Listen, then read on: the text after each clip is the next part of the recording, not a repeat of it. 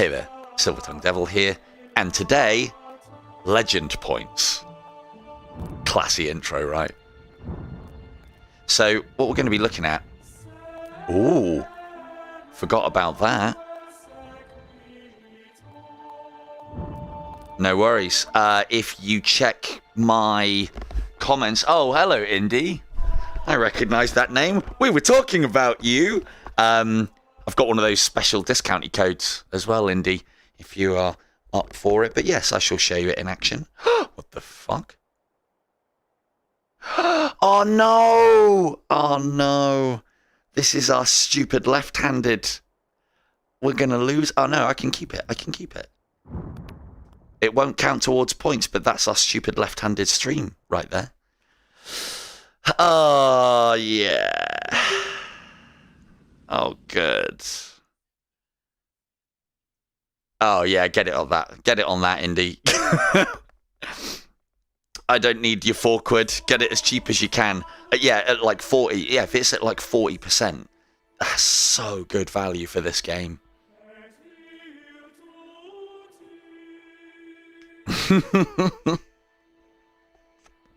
Right, let's try a different profile. Try and not lose that one's progress. Well, we've made it to the sanctuary. Can only be good things.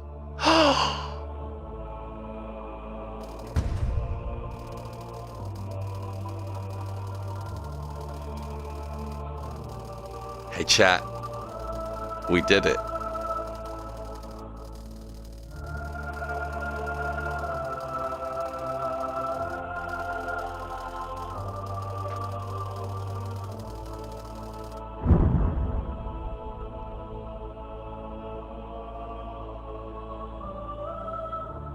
No worries. I've never been accused of a hype man. I recorded this music during this sequence. I loved it so much last season because I was prepped for it the season before. It took me 2 seasons to record this, and I still managed to glance over one of these things whilst I was doing it. So, let's have a look, because I've been a busy boy. So... one of the things I am going to ask a lot of you to do in the Facebook group is, I know you've been posting your pictures and I've been having a look. Now I've got my bits and pieces. We can have a look. Yes. Dude, I am all about Broken Edge. It looks like it's got an insane skill gap and a good one. I've seen a lot of people playing it and I don't think they get it. And I've looked at it and it looks... I'm a massive fencing fan, so I'm sure we can organise that, Norb, don't you worry. So, bow, rank 4, 2,350. So, this is what I was talking about with the whole legend points breakdown, and don't worry, we'll get to the rewards, because I think I've got them. I don't know why it didn't finish off my level 8, but it hasn't. I would imagine top bow in the world, which will have been, I can't remember, but they will have got 2,500. So as I said in the previous legend point collections, there's not that many points between number 1 and number 10. And I don't think there's going to be that many points between number 10 and number 100 either. So we shall see. Got some little second places there. Yeah, Broken Edge is looking good. Did alright on Siege. We have a show all button as well. Fuck me, look at this. Top 10s all the way. So, right. Well, those are the numbers, but what the fuck do they mean?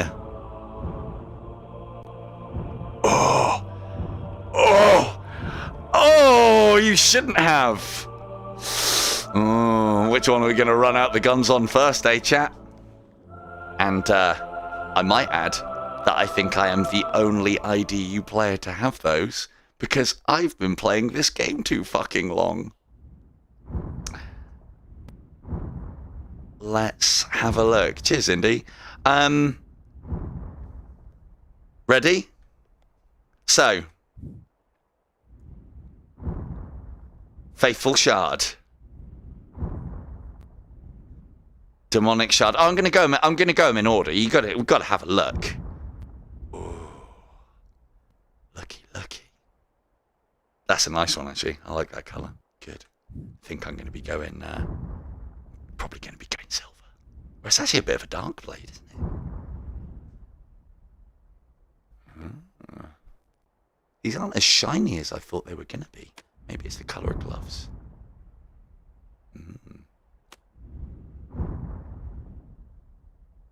Yeah, I think I just found my shard, chat. That's fucking me all over. It's got the silver in there, it's got the black in there, we get those red gloves on. Happy days. Does it really look that much different from the Faithful? No. So, there we go. We've got some extra shards. Now, the one thing that concerns me...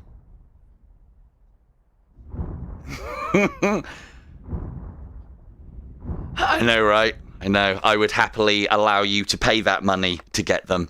So, actually, this is a point. Indy, welcome to the stream. This is In Death Unchained. This is all cosmetic, but I'll do a quick rundown for Indy, and then we're going to go and play some things. So, it's a bow game. Shoot the arrows. Use a teleport arrow to teleport from place to place. You can locomotion. You also have these as like this is the shard, and this is for basically doing a quick step. Is the be all and end all of it. You have also got the ability to put the game into slow time with a button press. There are also special arrows. What we saying, chat? I think my mortal sigil Photoshop jobby in Microsoft Paint looks so much better. So much better. Right, so what are we looking at? We're looking at the first, well, the one and only new sigil. Lost Runner. But we got Mortal. So, for those of you who are new to the game or haven't seen this in action, Mortal is still the same game, except it drops the bosses. So, you will die in a single hit. So, normally we have HP, but in this circumstance, we're not going to be. Enemies die from a single hit. There are no bosses. There are no shops. There are no item drops. There are no equipments and progression. And just to give a quick rundown, these are basically like sub-modes of the actual game. Just to give a quick rundown of the ones that we have left. Fletcher is you get a random special arrow every arrow that you fire. You lose life if you miss. Fantastic fucking mode, that. Purist, no slow time, no special arrows, no healing, no fun. We're here today for Mortal, or at least we're going to have a look at Mortal. Now, I think we'll run out the bow first. Right, let's go. This Mortal's got nothing on me.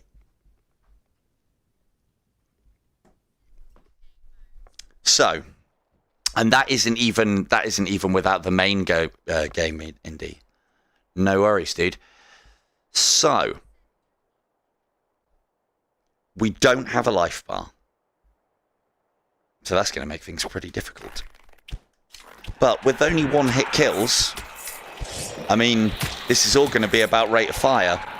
And as far as a scoring front is concerned, this is going to be all about headshots. Better hit him, eh?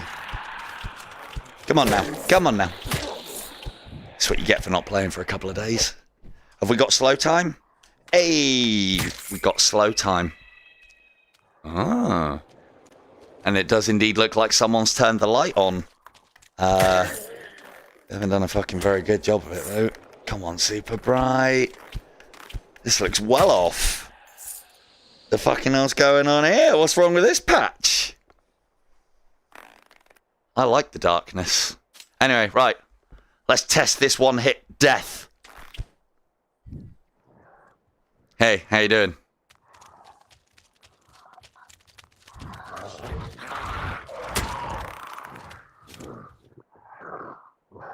Well, it would genuinely appear that one-hit kills are a thing within this mode.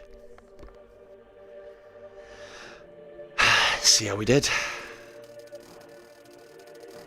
Cool. So there you go. Mortal, ladies and gentlemen, you do indeed take one hit. I've been Silver Tongue Devil. Thanks very much for your time. Good night. How much fun can we have with Mortal, though? I know we can have a lot of fun on the crossbow with it. Oh, Indy, you can. Yeah, things are looking a little bit bright. Crossbow or bow, your choice. And I've got some fancy skins. So, depending on what you like. Crossbow, bows for show, crossbows for a pro. Let's face it. The bow is the long distance damager. The crossbow is the short distance damager. The way I do it, Mortal, well, in any mode, the way I do it, bow is your sniping weapon. Crossbow is your quick firing, close work weapon. Cheers, Doge. See you soon, dude.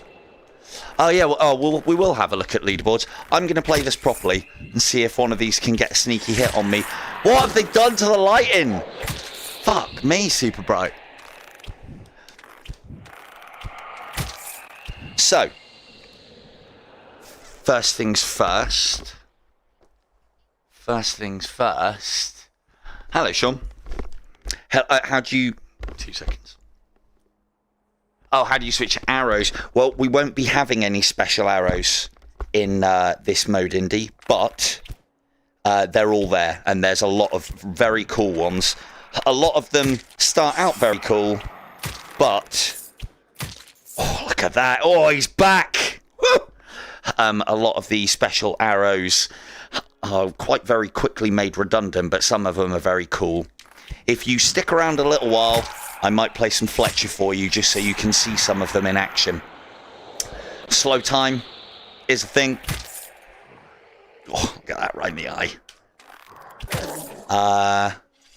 I'm very concerned about this lighting. But I mean, I do believe that we are beyond the point of having torches lit. You know, surely this is just a waste at this point.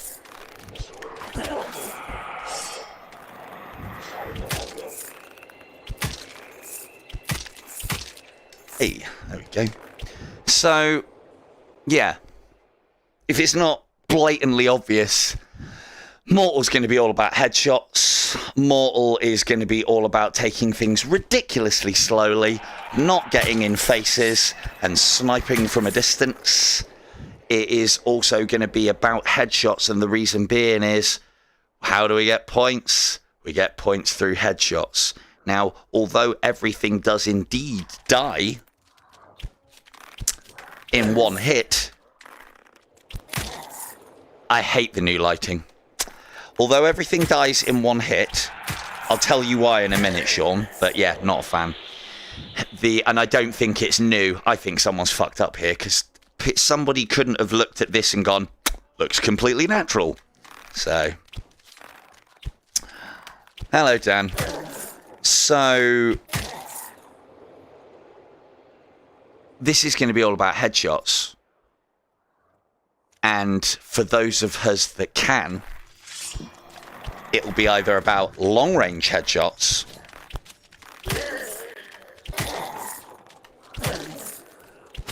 but it's going to be long-range headshots or an extremely long-range headshots and very, very slow and very, very methodical gameplay. Not what I'm doing.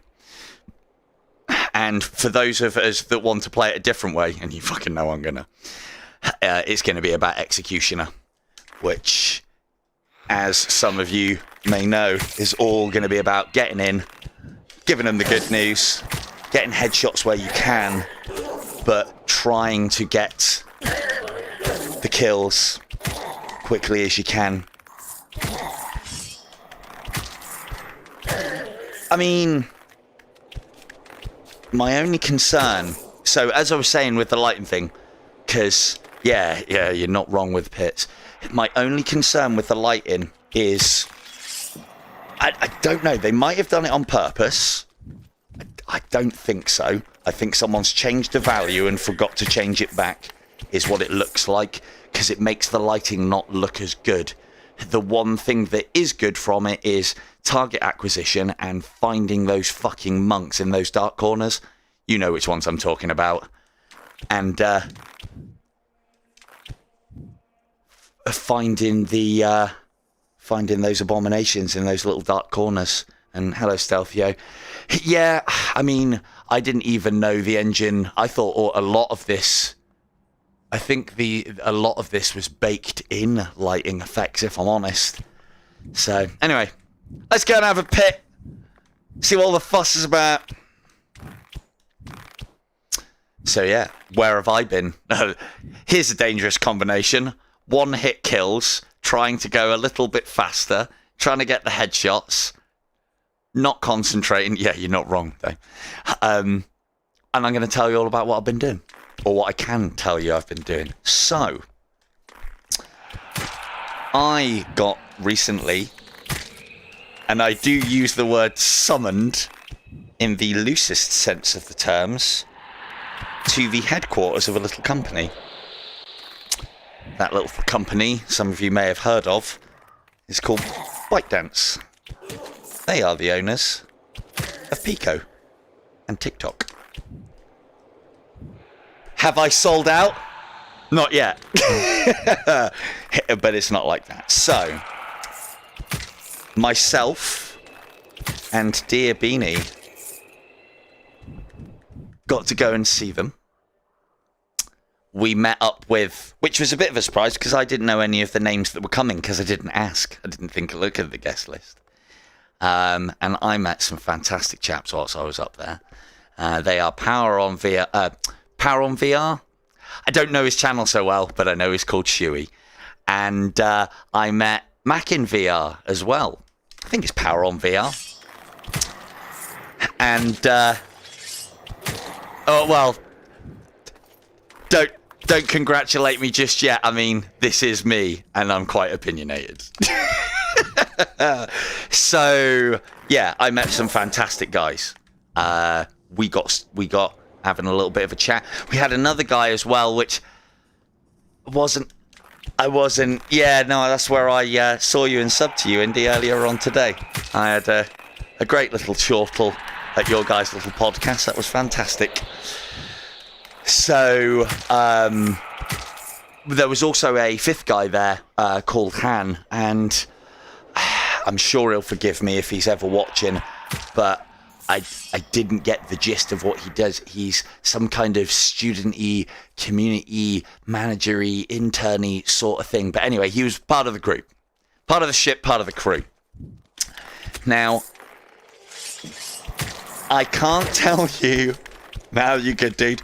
I can't tell you a lot of what we were doing up there, but I've been told that I can say we were looking at the development of a particularly cool bit of kit, and we were also looking at an in-progress rather game.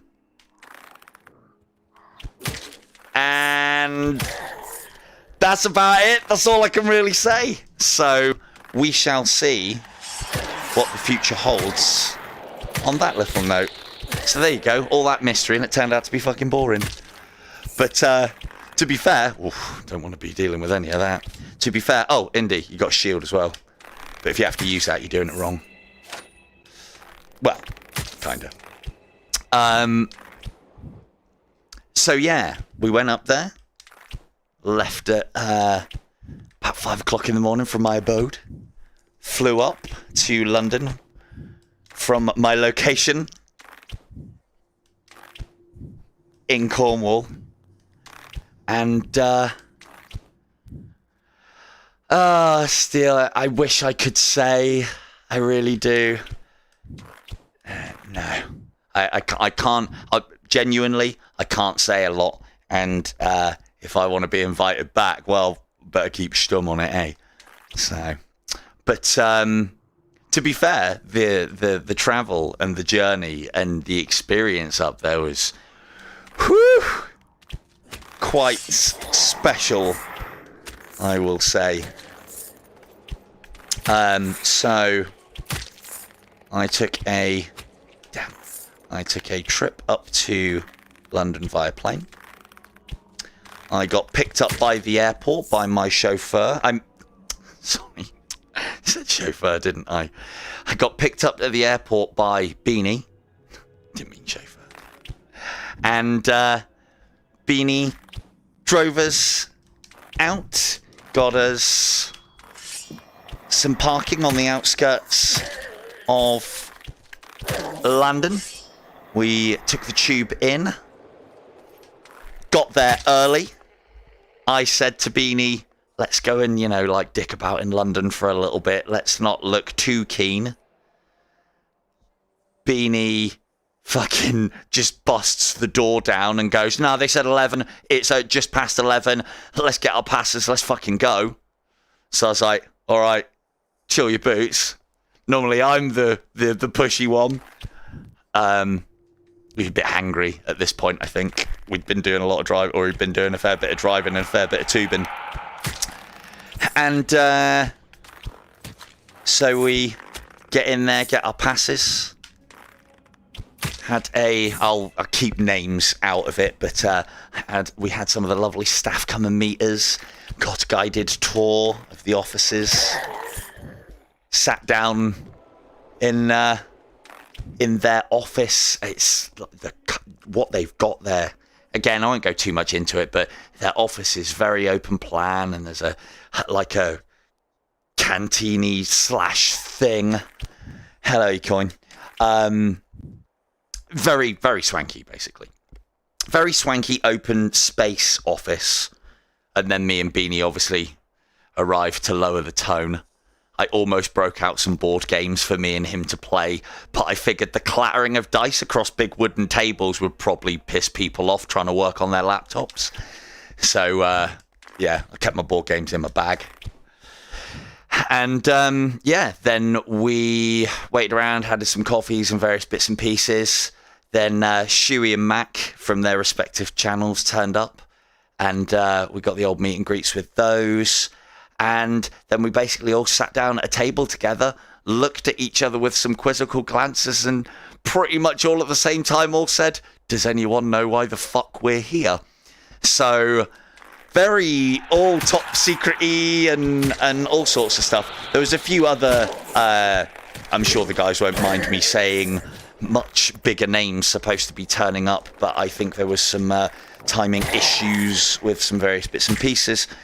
And then we got led into a little bit of a think tanky thing, and did some things and did some stuff, and then went out to dinner with the guys and gals that were looking after us on the day, and sent home packing. And here comes the dangerous part. Beanie decided to aquaplane us home all the way from London to my home location in Cornwall. I live in Nuki. I don't really care if you come and find me. I've got bow and arrow, look. Just hope I can pull it out of VR. And so that's quite a long old drive. We left, I think it was about 10:30. And yeah, the weather was fucking atrocious. We literally aquaplaned all the way back to Nuki. It was horrible. And then we got here. Beanie's like, right, no worries. I'll see you later. And I was like, hang on, aren't you going to stay over? I thought the whole idea was, you've had a pretty fucking long day. I've had a pretty long day. Oh, God, that's ghosts. I was chatting. Oh, stream over, guys.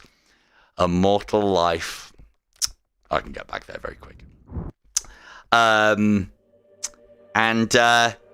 Beanie, being the madman that he is, had decided to organise a...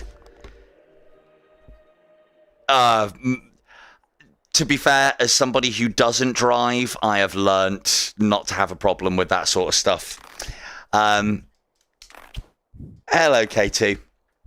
So I had so we get back to my place, and I'm like, dude, the bed is prepped. I have a spare room for you. This was the plan. And he's like, sorry, bruh, I got a dentist appointment at 12. So he leaves mine from Nuki at 3 o'clock in the morning to drive back to his place 2.5 hours. Another 2.5 hours. I messaged him this morning to make sure that he was still fucking alive. And he was basically like, yeah, so I got about half an hour into the driving. It was a lot worse than when we were driving back. And, yeah.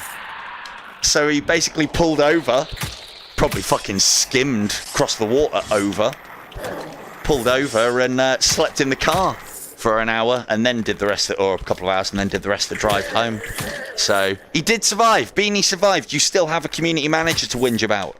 Or whinge to. So yeah.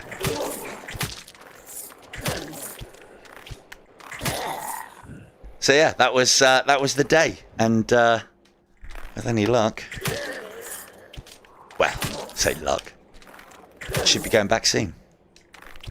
Hopefully. But yeah, we shall see. Right, now that I've finished my little escapade, because I know some of you were chatting and I just wanted to get my blurb out. I don't think there's any questions. This is where I get killed, you know. Right. So yeah, good day, good times. Good friends, good night. And yeah. But unfortunately, as I said, still have to be a bit secret squirrel about it. I've got to keep most of it to myself. To be fair, whilst we were away, I don't think he's too glad to be alive with all the stick that he's getting. He's got to laugh though, otherwise you can only fucking cry, can't you? It does amuse me that the person that gets the stick for, well, what happened, because I was watching, but obviously, you know, I promised you guys that I wouldn't do anything on IDU until I was ready to stream it, which so that you guys could all see the legend point tally up. Oh, that wasn't very good, was it? I definitely think this lighting's way off. If it's automatic, they've done something wrong there. But yeah, that's gone horribly wrong. Where's the sense of dread when a ghost is coming at you in this well-lit, very inviting hall? So, but yeah, Beanie got some stick, and yeah, not a great time to be a super bright community manager, paid for and on the team at that point, let me tell you. So, but you know, these things happen. People are invested. People get pissed off. I get it. But it is definitely a time for cool heads. The ghost did get me. The ghost did get me. You know what? Beanie, bless him, when I was saying about all of this and we were getting everything together, he was like, yeah, no worries, Matt. I'll come. I'll drive 4 hours. I think, well, he can do it in 4 hours because he's a maniac, but it should be 5 hours. So to stay within law-abiding speeds, he drove 5 hours down. He was offering to drive 5 hours down to me, then stay over mine, drive 5 hours back in the morning to get us to London, then do the tube thing, and then drive us back and then go home. It's fucking crazy, man. Your community manager is fucking nuts. Why? That's like 20-hour round drive in a day and a half. Some boy. Telling you. So, and yes, you are quite right, Econ. I wasn't ignoring that one. You are quite right, the ghost did get me. But that wasn't through any fault of the lighting.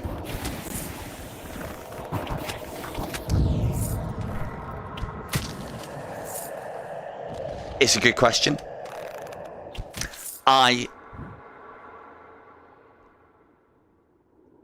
can't tell you too much at the moment, but based on how the scoring works, because it isn't just about what scores better. The other problem as well is what's more survivable. Now, if you're engaging your enemies at distance and you're confident of hitting those headshots, where are you going? Interesting. If you are confident at hitting those headshots, then you should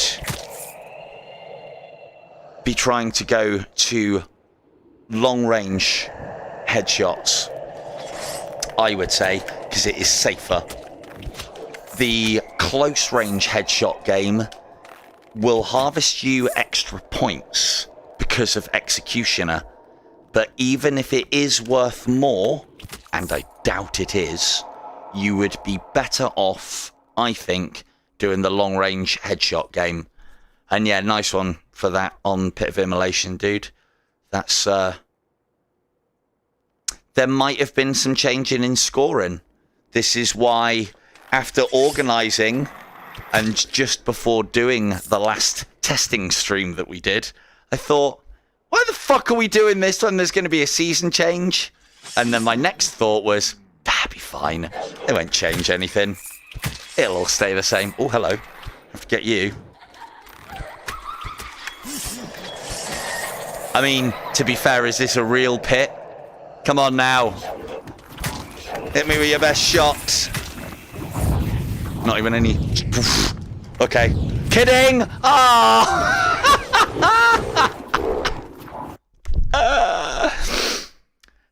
Had to ask. Had to ask, didn't I? See that? This is why we don't like shards. This is why we don't like shards.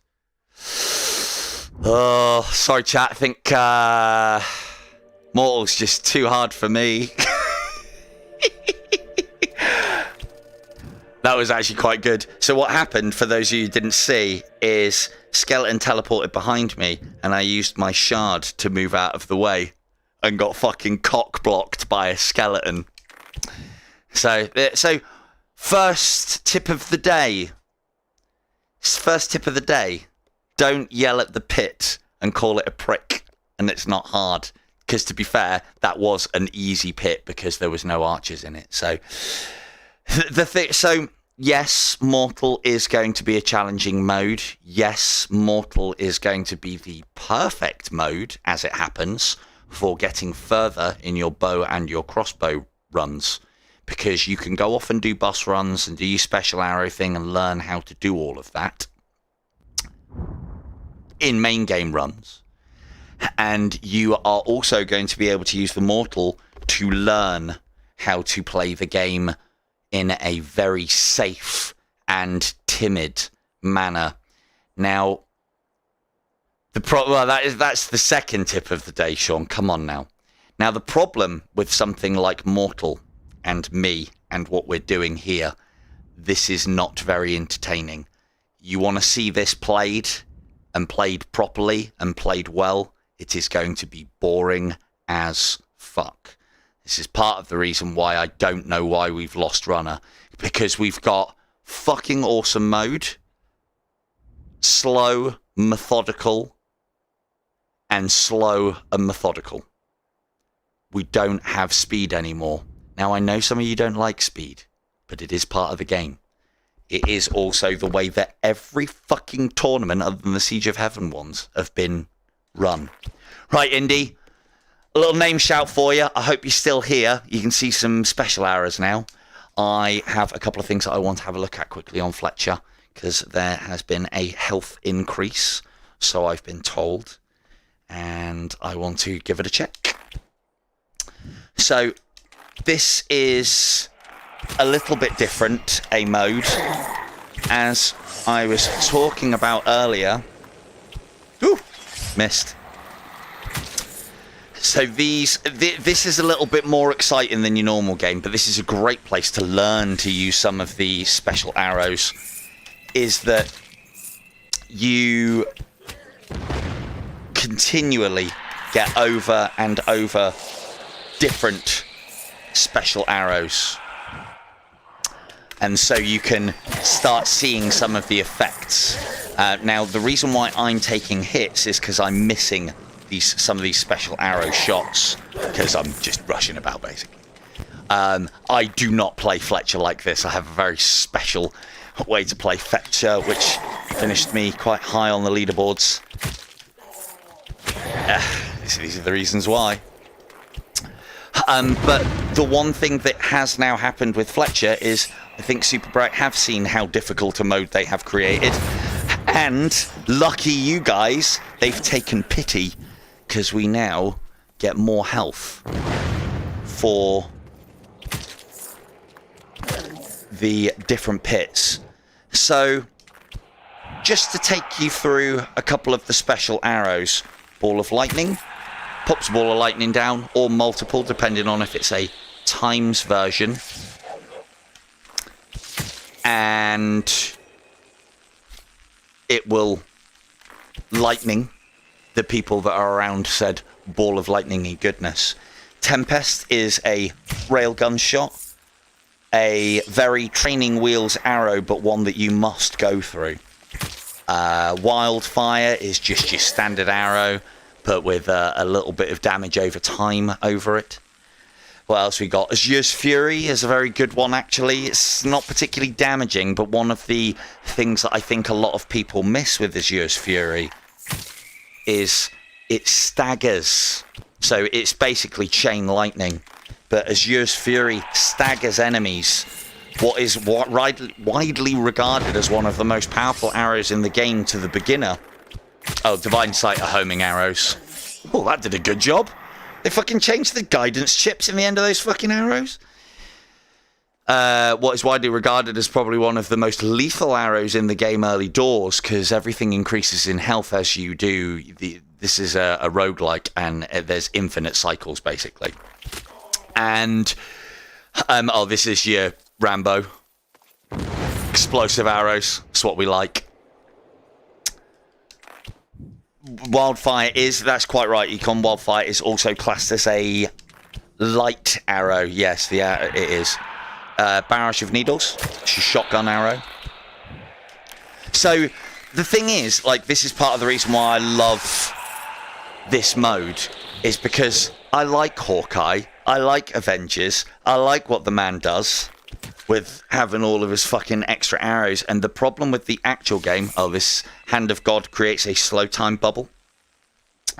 The problem with this game is a lot of the arrows within it get outstripped by the meta very quickly. Indy, I understand that you play games particularly well, so you will know what I mean by the meta, I'm sure. But yeah, the game meta outstrips a lot of the very cool arrows because they just don't do enough. The effects aren't enough. There is a little variation with some of the arrows, but there's a little variation with the kind of arrows that you can get. And in the actual game, what would normally happen is you pick up these arrows. They are loot drops from enemies, and you are also able to collect arrows from the shops. You have gold that you earn for headshotting and killing enemies. The gold you use to buy health, armor, ammunition for your special arrows, and additional special arrows. So this is a showcase of the special arrows, but this is not how the game is played. This is the fun times. This is weapons free on all the cool stuff. Or I think it is anyway. So Cupid's Wrath is a homing explosive. Nice little arrow, that. Hand of God is one of the meta arrows. Shrapnel arrows is fucking shit, basically. Hits the guy in front, sprays behind, but it's not damaging enough to even be contemplated for usage. There's your explosive arrows. Incursions are cool. They drop down a little proxy mine, if you can see that there. Fucking brilliant. Typical. Lighting's crap until I need it, and then it's fucking dark as fuck. And, yeah, some other arrows. Holy Light creates a area. Those in the area take more damage. And yeah, and there's actually quite a lot more arrows than I'm probably going to be able to show off. Winter's Bite. Ice upper guy. How you doing, fellas? Ooh. Now, what we're here for, and part of the reason why I'm dicking around getting kills on enemies, which I wouldn't usually do. And there's like ×3, ×1, ×3, and ×5 versions of a lot of these arrows. And part of the reason why we're here is because this mode's just been made. I think we can quite happily agree that this is one of the hardest modes. Previously, Mortal might take the cake, but I'd ask LG about that because I don't think he'll find that hard. I know, right? Where is Beanie? Where's Beanie when we want the fucking lights off? Fuck's sake. Steady on, fella. And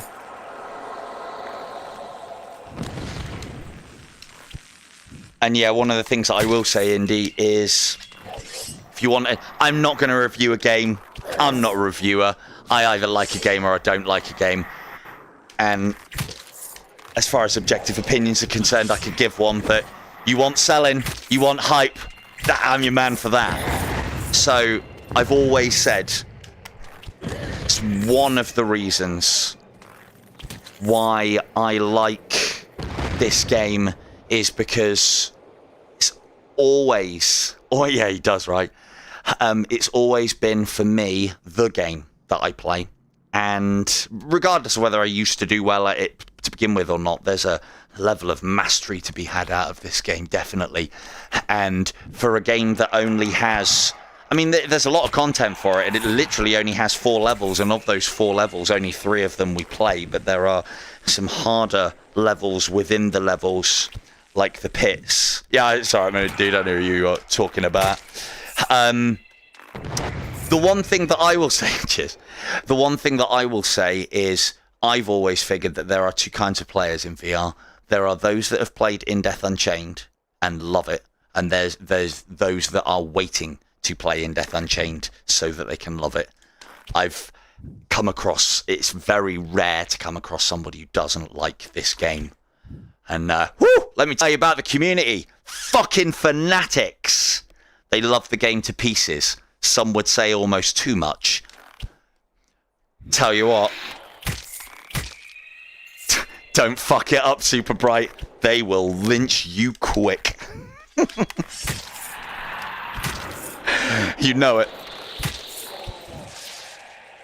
Mate, the other thing that I would say as well, price-wise, this is one of the few games out there that I would have said has got the legs in it and content in it to deserve the price tag of, what is it now? $22.99? Like, gonna have to chat. Gonna have to chat about Bone Labs at some point because I'm still trying to get my head around why that's so good. It's like, it may be, part of the problem may be that I am an In Death Unchained player, and part of the problem may be when I moved from using control pads to actually being me as the control pad. I went from being able to play games all right to being able to play games very well, believe it or not. And Bone Labs is just... It's just... I feel like rubber in that game. The response, like all of a sudden, I can blame myself for not being good at the controls. And in Bone Lab, it just feels fucking... It feels... I don't know, I only got it because it was fucking cheap. It's content though, isn't it? That's the thing. It's content in it. So what I would have said is, yeah, I think if you're picking this up for anything less than 20 quid, it's a fucking bargain. And as I said, it's a full, even at the full price, it's still a fucking bargain. There's so much content in here. I've been playing this game for 5 seasons. You know, what does that tell you? I want to see what we're dealing with here. So why are we here? Oh, there you go. Oh, mate, that is a bargain for this game.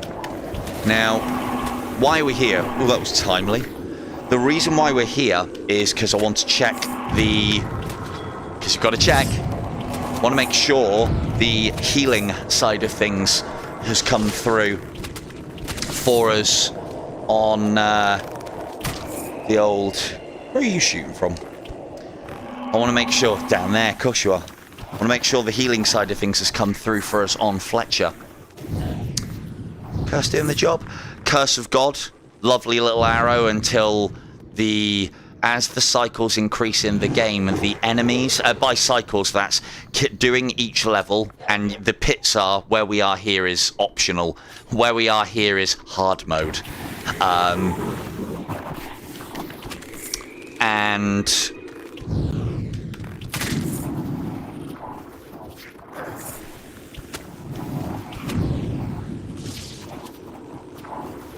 Yeah, teleport movement is a fantastic mechanic for this. It's done so well also. Cheers. It's done so well. The whole mechanic, the movement side of things. But yeah, you... Mate, don't eat... Look, Indy, just fucking buy it. 13 quid. If you don't like it, I will give you your £13 back. I'm confident because I know, from what little I know of you, I know that you are a competitive player. And there's one X I know on Pop 1, I think, from what I heard of the podcast. But hey, let's face it, when you're competitive, you never stop really being competitive. There is a competitive scene here for you. Don't you think there isn't? But there's just so many good things about this game. I'll do a little bit more test. Well, let's get this out of the way first, and I'll think of some more. One.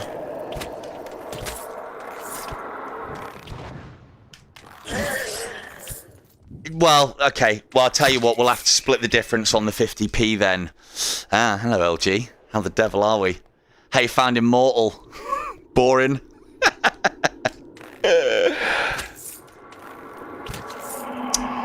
The other mode is not wrong. If you can get into this, the other mode that is in this game is where a skill gap has definitely developed. I try and push a lot of people onto the sister mode of the game called Siege of Heaven because I think it's a fantastic bit of training. But basically, Siege of Heaven is tower defense, very much like Elven Assassin, but not cooperative. It's a very good mode. I may show it off a little later. No, I haven't.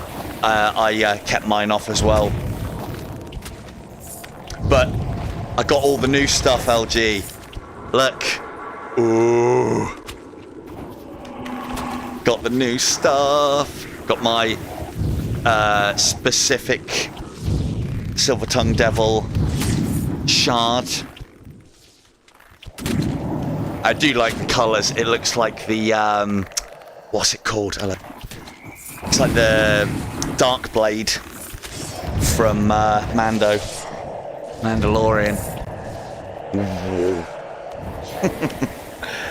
But yeah. But as sorry, I missed who said it. I know. I was very... I didn't make top 10 on everything. But... Oh, there goes our orphan. Ah, well, that's not a problem. We're not here for that. Go on, we'll get you.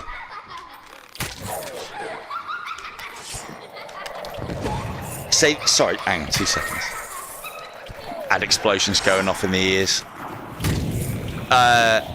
If that is, because, yeah, Weebles... Yeah, actually, yeah, no, I think yeah, Weeble is, or was... He used to be in the chat quite a lot.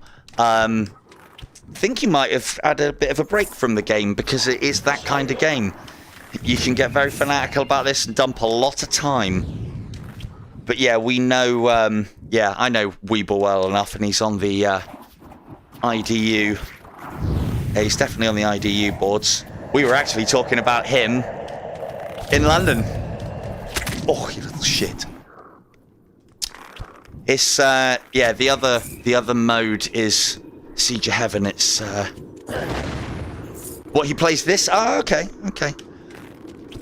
To be honest with you, I'm not surprised that he doesn't watch if he is upping his game, because he can get a lot out of watching the tutorial videos that I do, and then after that, you know as well as I do, it's practice, practice, practice, practice, practice. It's one of the things that I do like about this game is if you can get that consistency, and if you can get that speed of action on what you're doing, this and the headshot sounds. Damn it, didn't get him. Don't like that sound. No, that's fine, man. If he's got time to watch and play, happy days. If he's just got time to play, I'd rather have him just playing. Well, there you go, ladies and gents. We are getting more health. A little bit of slow time there for you. Got nothing. Oh, fair enough. Fair enough. Yeah, but still, 13.50, mate. That's a bargain. No, I haven't. Yeah, they will do when they take him off. It's like the whole martial arts prospect of weighted training clothing, and I am all about that. What I do have is I have my Pro Tube, which is like a gun stock. I got the carbon one because, you know, you want it light when you're doing your gun games or whatnot. But the handles that fix to the bottom of the controllers, I have them on at all times because I ain't faffing about. Plus, I've got the wrist, not the wrist strap, the knuckle strap with it as well, because I would not play this game without a knuckle strap. No fucking way. And from time to time, I'll put a little weight off of the magnets, off of the bottom of my controllers. And you're quite right, it can definitely improve things. The one mode that I used to use it quite a lot in is Siege, because Siege involves having your arm up, aiming, being accurate for a very long time. It is actually one of the things I haven't talked about a lot of in this, as far as the game's concerned, is the knuckle strap. And I would highly... I don't think I talk about the knuckle straps enough, because I think everybody's got them. No way would I have it so that I can't take my hand... Yeah, I saw that. I'm also aware that you sleep with it.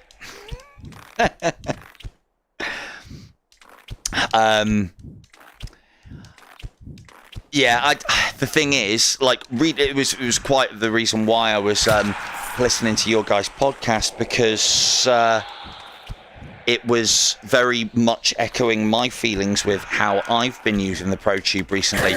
There are definitely games that it is useful for. We'll just check this and we'll do something else. There are definitely games that it is very useful for, and there are games that it is not very good for. I think it's the slow motion, the slower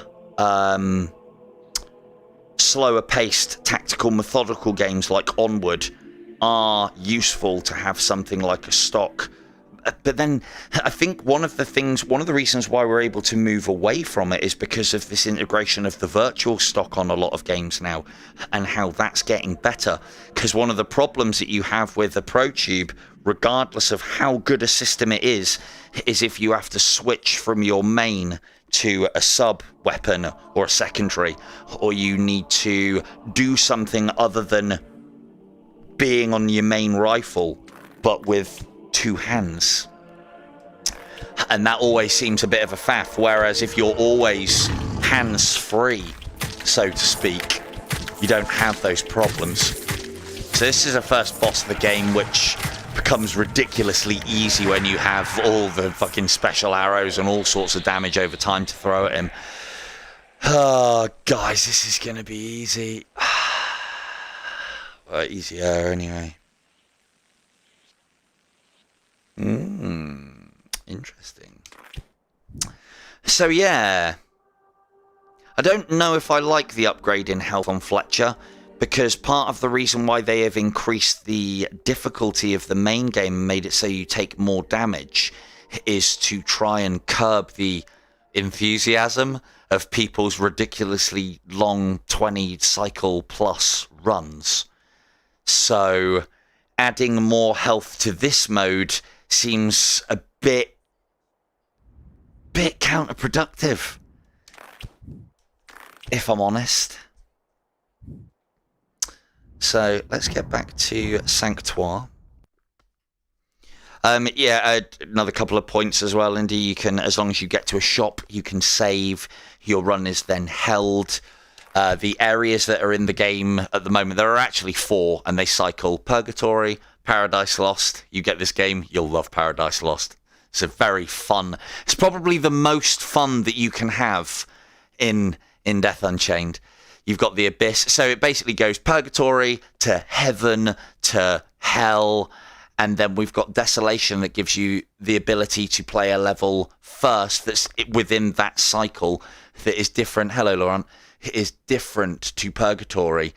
As of my last testing stream, Desolation is an amazing looking level. It is harder, but there is no points reason to go there, and there is no incentive to go there. And everybody's played Purgatory a million times. Purgatory, there's no place like it, and there's also no place like home. Desolation, fuck Desolation. Says everybody but Atlas Rise. So yeah, there you go.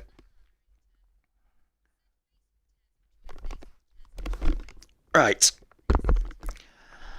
So I don't think you guys want to see me play Mortal properly. See, this is the other problem that I'm concerned about as well. This is boring to show you guys, because you have to play boring to play that mode. This is also going to be boring to show you guys, unless I do like a speed run of it to try and harvest the Executioner bonus. But that is not efficient. That is not the way. As somebody who plays this game, can play this game fast and furiously, it's not the way. These two are both long range, slow and steady all day. Fletcher is obviously entertaining. That's about it. So let's give Indy a quick look at Siege of Heaven, shall we? We won't spend too long here, and then we'll find something to sink our teeth in. It's probably going to be Mortal, and I'm probably going to play it silly. So this is the other mode, Siege of Heaven. You have 3 chapters.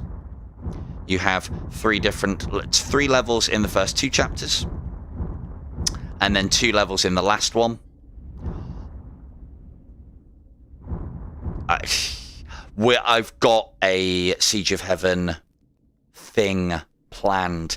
Part of the problem that I don't want to do Siege of Heaven runs at the moment is because, as you can appreciate, Alan, fuck you, dudes. Are you trying to get me to fucking mess up my toothpaste and toothbrush procedure tonight? You really are. So the problem, the one thing that I don't want to play too much of Siege of Heaven for is if I complete a level, I will get a really good score, and it'll stop people being able to take their pictures of them being in the top 10.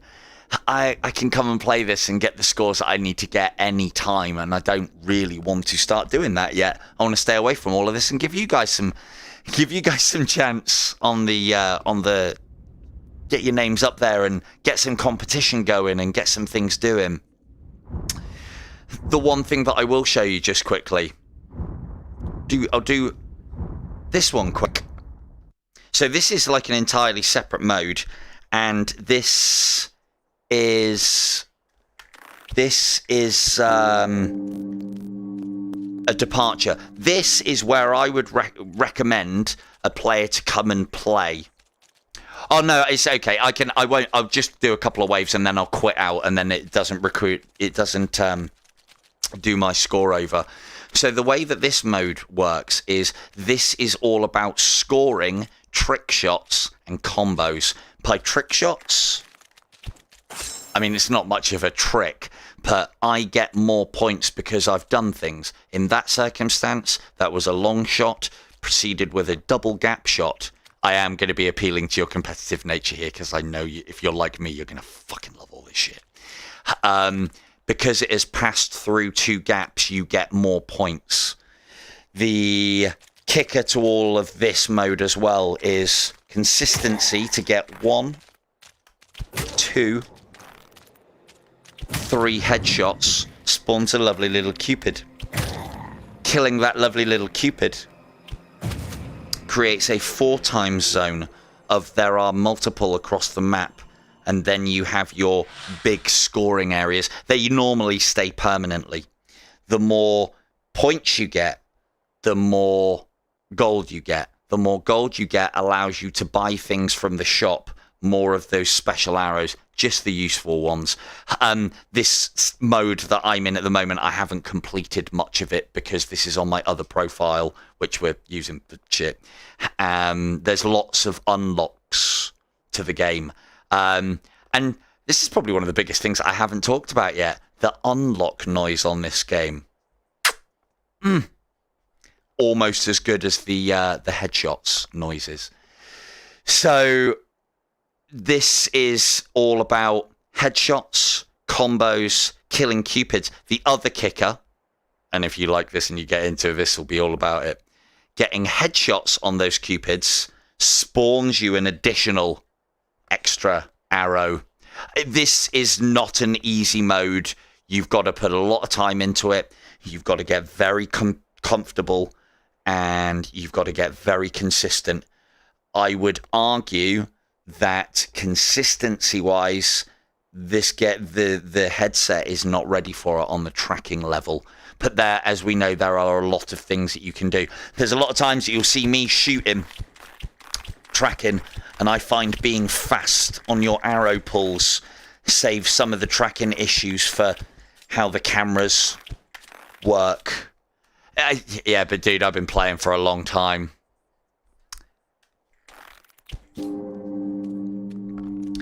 No, that's right, but that's when we reset profiles and start again. Get them clicks. See if I can get a click. See if I can get a click. Yeah, see if I can get a click. I don't think I'll get a click. I can't even think of a click that I could get right now. I do know of a click. See, missing a single shot strips you of your perfect round, which doubles your score. Damn. Actually, that is a fucking good point. I took my watch up on me to London. Yeah, I've got it as my notification noise, the achievements. There's a lot of things that you can do for tracking. 1.5 volt batteries is one well-known one. One not so well-known one is take your fucking watch or your Fitbit off. Mirrors. Hear that click? Mwah! We have background noise though, so not quite so great. Mirrors, screens, all of these things can come into play. Lighting is obviously a major one, making sure you get your lighting right and doing it in such a manner that you create as little to no shadowing as possible, but that can be difficult. The other one that I found quite big is I've got like a big old wall in front of me. And one of the things that I found that because this is the thing with tracking, I was talking about this with the lads up at London, is you don't really know which one helps the most. You just do them all, and it just seems to help. But if you have a large, same coloured wall in front of you, breaking up that structure, I've got like a display attached to the wall, and I've also got my AVP of an alien versus a predator playing chess in a billiard room. I'm sure you've all seen the print. I've got those two in front of me so that it breaks up the big white space that my cameras would try to have to track on. It breaks it up and gives it some objects to plot from, because apparently this is how inside-out tracking works. And yeah, all the factors, all the little things help. But yeah, the watch one is a recent one. I don't think I've discovered it. I think I've put 2 and 2 together and found that it was a problem. So, like, you're not going to hit shots up there without missing maybe the first 1 or 2. So, massive distance shots is not the thing in here. You're not going for the Legolas approach as far as that's concerned. But there are some players that can hit those shots quite consistently, and I am not one of them. I play this game efficiently. But, oh,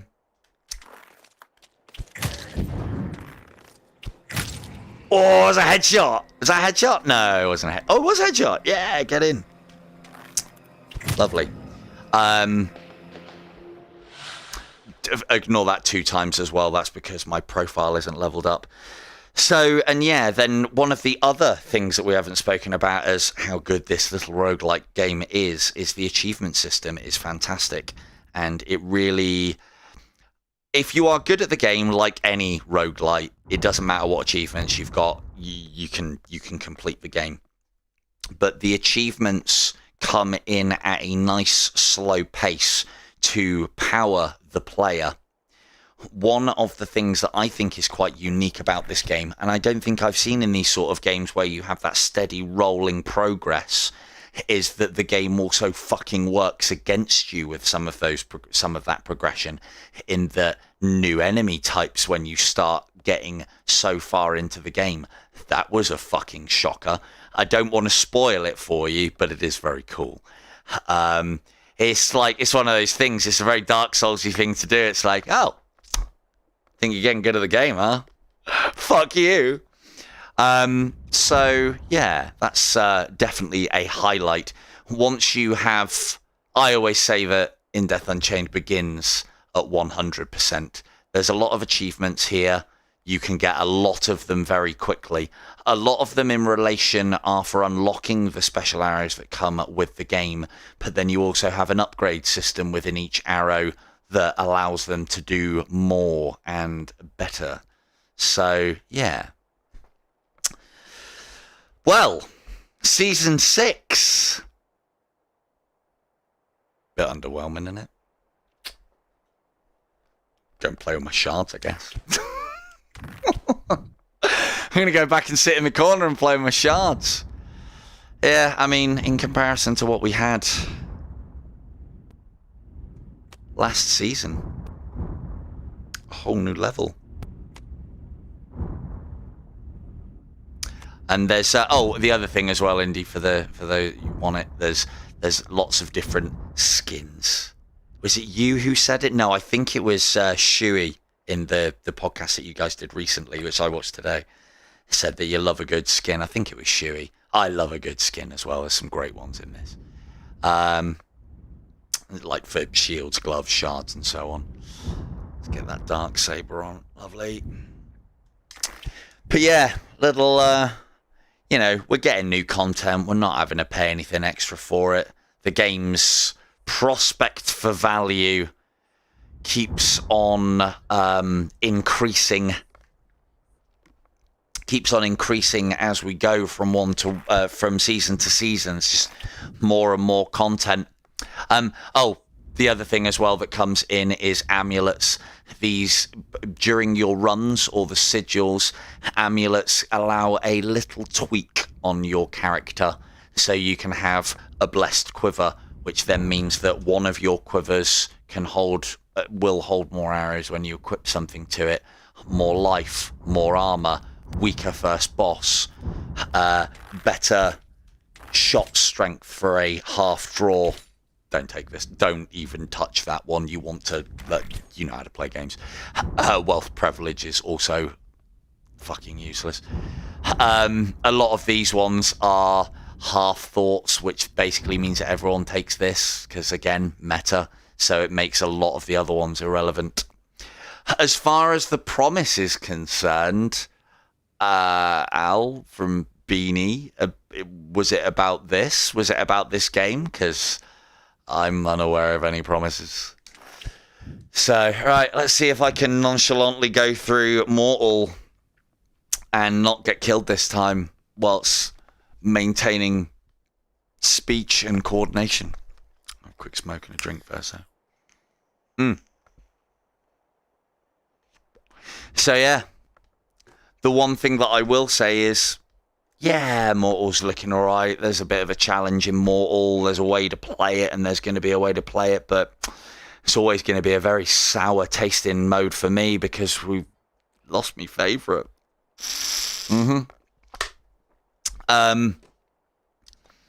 Yeah, no worries, dude. No worries, dude. I'm glad you enjoyed it. I've got plenty of videos lying about the place if you want to see more. So, but yeah, nice one, dude. Thank you for joining us. With a surprise to do with the meetup. No, I don't think there was any surprises. Maybe the surprise was the fact that we were going to Pico-y, TikTok-y, headquarters-y, bite dancey thingy, Bobby. Maybe that was what the surprise was. I don't know. Because obviously we couldn't talk about it because we had no idea why we were going. So we kind of didn't know what we could say. So we just decided to shut up. As far as that is a good question. Let's go and have a look. Let's go and waste some time having a look. I'll come back.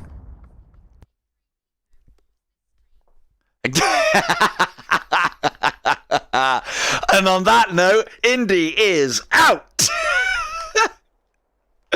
Cheers, dude. They warned me that you were able to derail a stream with a single sentence. Doesn't even seem like it needs to be a single sentence. A single line of words is enough.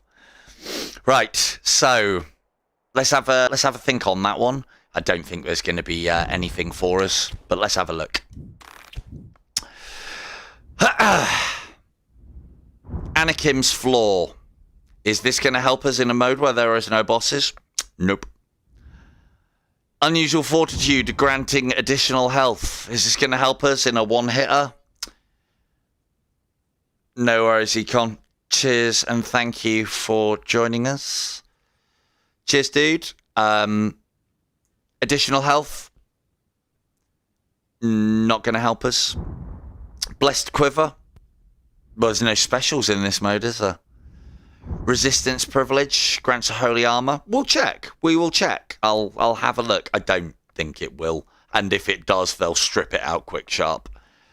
Spiritual Assist. Spiritual Assist is actually the only one that would help you. And the reason being is it will give you a greater shot strength for lesser pull. So if you were going to put anything on, fuck me, I never thought I'd say this, you put Spiritual Assist on because it's the only thing that would actually help if Resistance Privilege doesn't. Let's just go and check that. Because we like a check in a thing.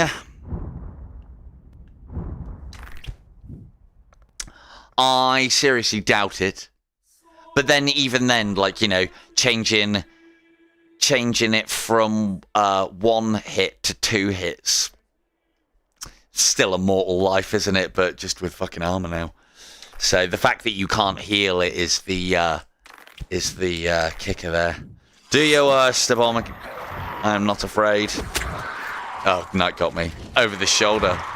Spear to the face. Good lad. Alright, let's go and have a look at this quiv.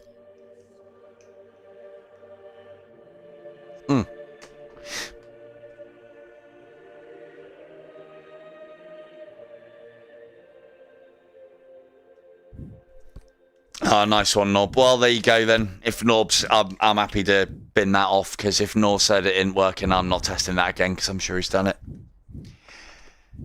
Yeah, so, yeah, on that note, and I thought I would never have to say this, but The only amulet that is useful for mortal is spiritual assist. Nothing else even does anything. And might have to get this put on a t-shirt, because you guys are fervent about these sort of things, and I'm sure it'll come up. If I have to tell you why you don't need spiritual, or I hope I don't need to have to tell you why spiritual assistance does not work on the fucking crossbow. So, bit of a long-winded t-shirt though, isn't it? So maybe we'll, I don't know, maybe we'll just put that on my epitaph on the old gravestone. Here lies STD. If he has to tell you why spiritual assist does not work on the crossbow, you can fuck off. So...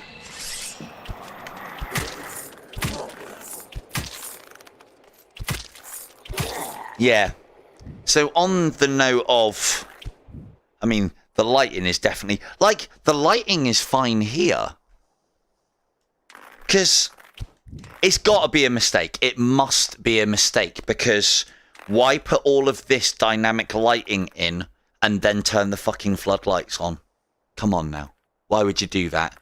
And why is it fine here, but feels a bit... well, why is it all of a sudden gone dark? They just hotfix it? Are they listening? Let's hope they're listening. So... one of the things that you will find on this, I think someone asked as well, are you better for executioner or headshots? Well, if you can, you want to be doing both. And as I've said about this, is you want to be getting headshots, but you want to be getting those kills in quick succession. And you want to be using slow time like ridiculous. Basically, this is purist without slow time, because you shouldn't be losing life in purist either.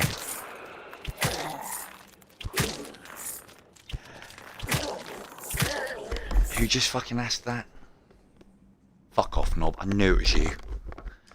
Anyway, so let's investigate the problems with lighting and see see where's affected and where's not, because and desolation would be a good place to have a look at this. I don't think that's anything to do with dynamic lighting, because look at this. This is exactly the same room as we were looking at earlier, so I think it is specific configurations. Do you know what I think they've done? I think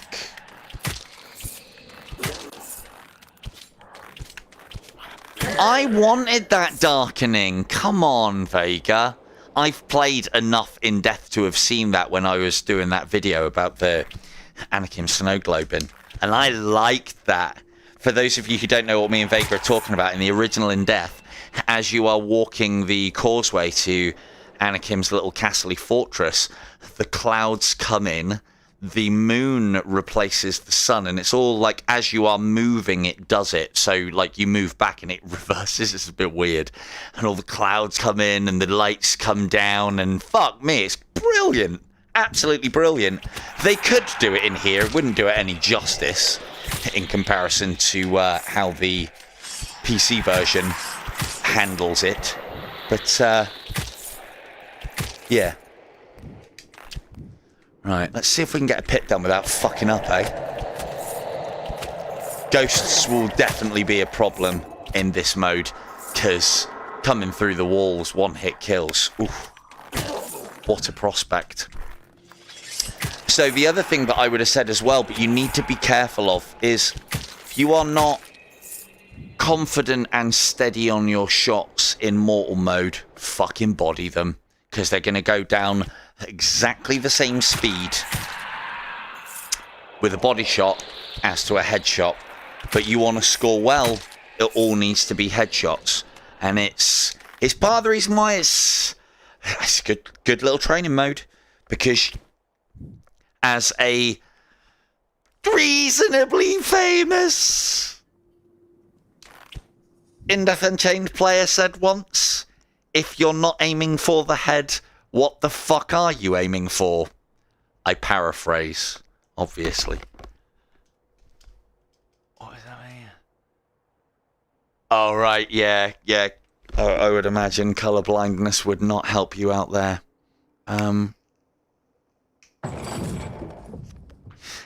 Is the lighting off in here? Don't think it is. Right. Let's make ourselves a bit of space.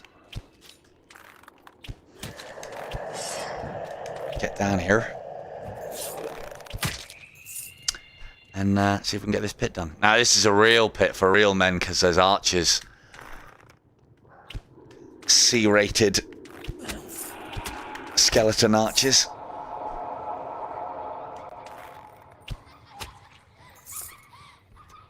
Stealth, you might be fucking spot on there, sir. Oh, hello. She's off. Fuck you, pal. And out.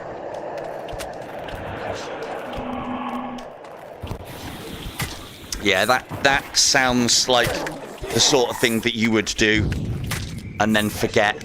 And the fact that it's in very specific areas as well makes me think that that's part and parcel of it. But my, my other thought, because I don't think I finished said thought. My other... Oh, you little prick. My other thought on that would be that it's from a older build configuration. Should really not talk whilst doing this. My other thought was that it was from a earlier build configuration, and they might have, like, I get the impression that they switch in the different... We'll get Purgatory done. Try to, at least. I get the impression that they switch in different map configurations for different seasons, because you sometimes see a new little configuration that you haven't seen before. And I figured one of them might be the one. So yeah. But it's like, this is part and parcel of my problem with Mortal is, what are we doing new here? What have we gained? One hit deaths is all well and good for kudos, but what can we get out of this mode? Well, we've got slow time. We can only take a single hit and we're dead. We're not allowed to use special arrows. There is no shop. Amulets are fucking useless. There's none of what is in this mode that you couldn't self-enforce on yourself if you really fucking wanted to.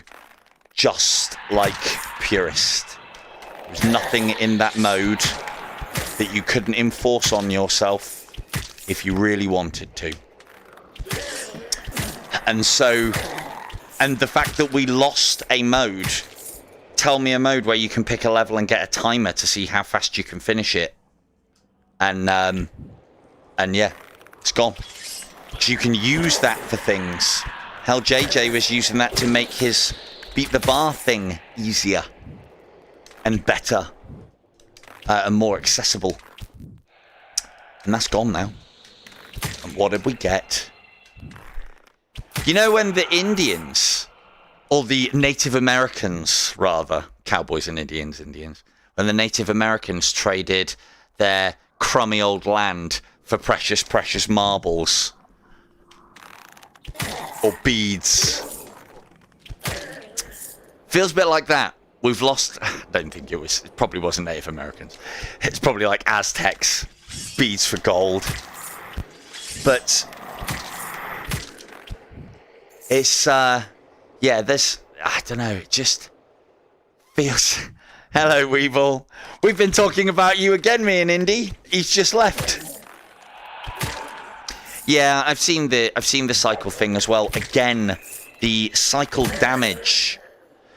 It basically means that I'm going to be doing a lot of tutorials and a lot of videos and a lot of walkthroughs on all the basic-y sort of shit that you guys know. Cheers, K2. All the stuff that you guys know about damage prevention. Thing is, whilst I'm doing a live stream is not the best time to teach you about damage prevention, because I'm not I'm communicating with you guys whilst listening for what's going on, whilst also trying to keep track of the game. Now, I can do all of these things, but when the stakes... Yeah, I know, I put the hard sell on him, Weeble, don't you worry. When the stakes are as high as one hit and you are dead, it's, yeah, could be a bit of a difficult one, couldn't it?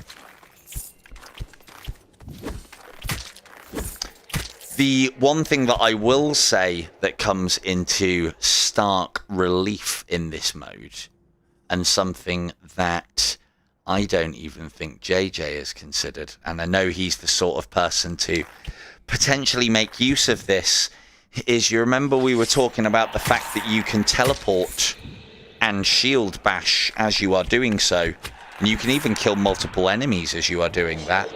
Well, that could be a tactic. You wouldn't get any points for said kills. But I'm trying to think. Well, no, but that's the thing, isn't it? Is all of my tutorials, or a lot of my tutorials and a lot of my words are on damage prevention. It just doesn't look like it on the outside. Hiding behind this pillar and using it for cover is damage prevention. Sniping enemies at long distance with headshots is prevention. Not alerting more than you can deal with is damage prevention. Luring enemies is damage prevention. Cornering, you got it. That's damage prevention.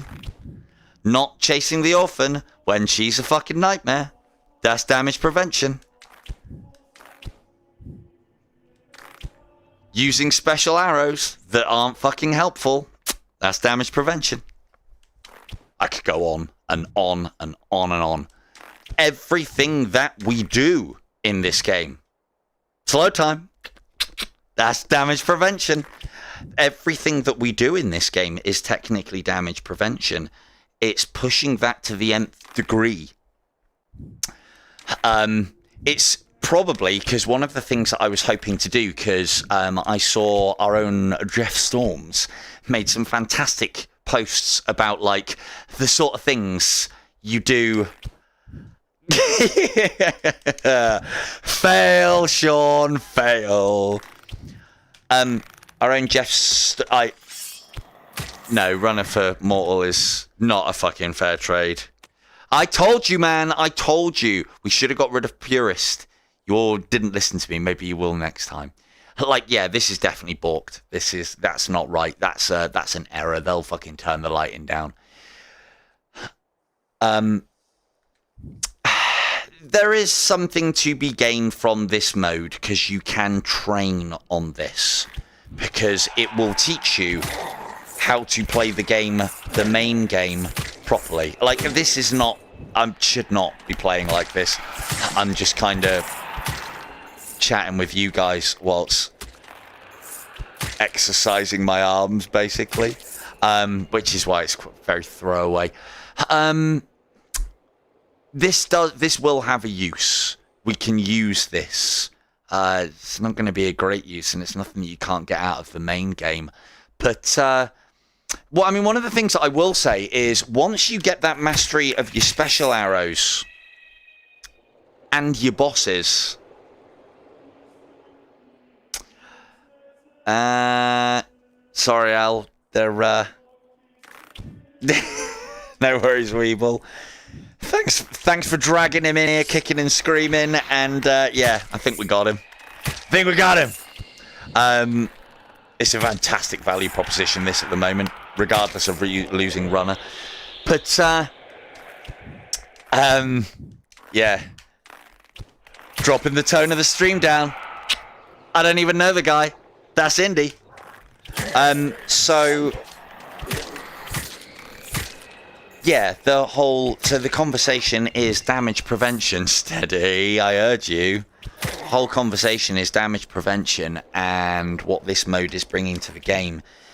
If you can play this well, you will get better at the main game because, well, you'll be going far without taking hits. So that's damage prevention for you.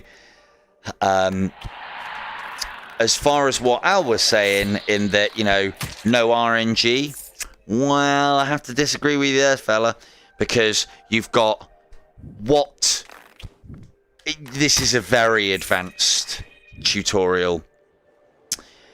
In fact, Vega, that's a very good point, and I will come to that in a moment. But yeah, there's still an element of RNG in this because some configurations are easier than others. Some orphan locations are easier than others. Yeah, I know, right? Co-op ain't coming. IDU 2. I'd love to say it's happening. Would love to say it's happening. If something materializes at Pico that is within my interest, I will use whatever pressure I can gain, and I will apply it to Super Bright, and I will make them make us what we want. And it will be IDU 2, it will be cooperative and multiplayer from the ground up, it will have everything that the original game had, including Runner, and more. But that is, at this point, another day. So, yeah, there is still RNG on here as well in regards of configurations, enemies within said configurations. Because although a lot of the spots for spawning is fixed. No, you're quite right. But the thing is, it's a roguelike game. Roguelike games are about RNG. It's one of the things that makes them memorable. It's one of the things that makes them punishing. How many times have you played the game and gone, fuck, I'm not getting the things that I need? And how many times you sat back, because that's memorable, how many times you sat back going, fuck this game. Yeah, I'll take that quiver. Yeah, I'll take that Winters. Oh, hand of God, why not? And, you know, and this get, oh, Holy Army, you said? Yes, please. That's the generosity and the, what would be the term? The feast and famine that you get from an RNG game. Yeah, that's perfect. Oh, that's a fucking IDU tutorial video thumbnail name right there. The feast and famine that a good RNG game or a good roguelike game gives you is memorable. Hello, Cam. On a mere mortal side of things, I can show you something you ain't got and are never gonna have. Look at that dark light shard. Mama. Silver Tongue Devil model. Just get that headshot and I'll see who that was at leaving, because I was showing off my dark shard saber. Cheers, Norb. Oh, hello. I went into a wall.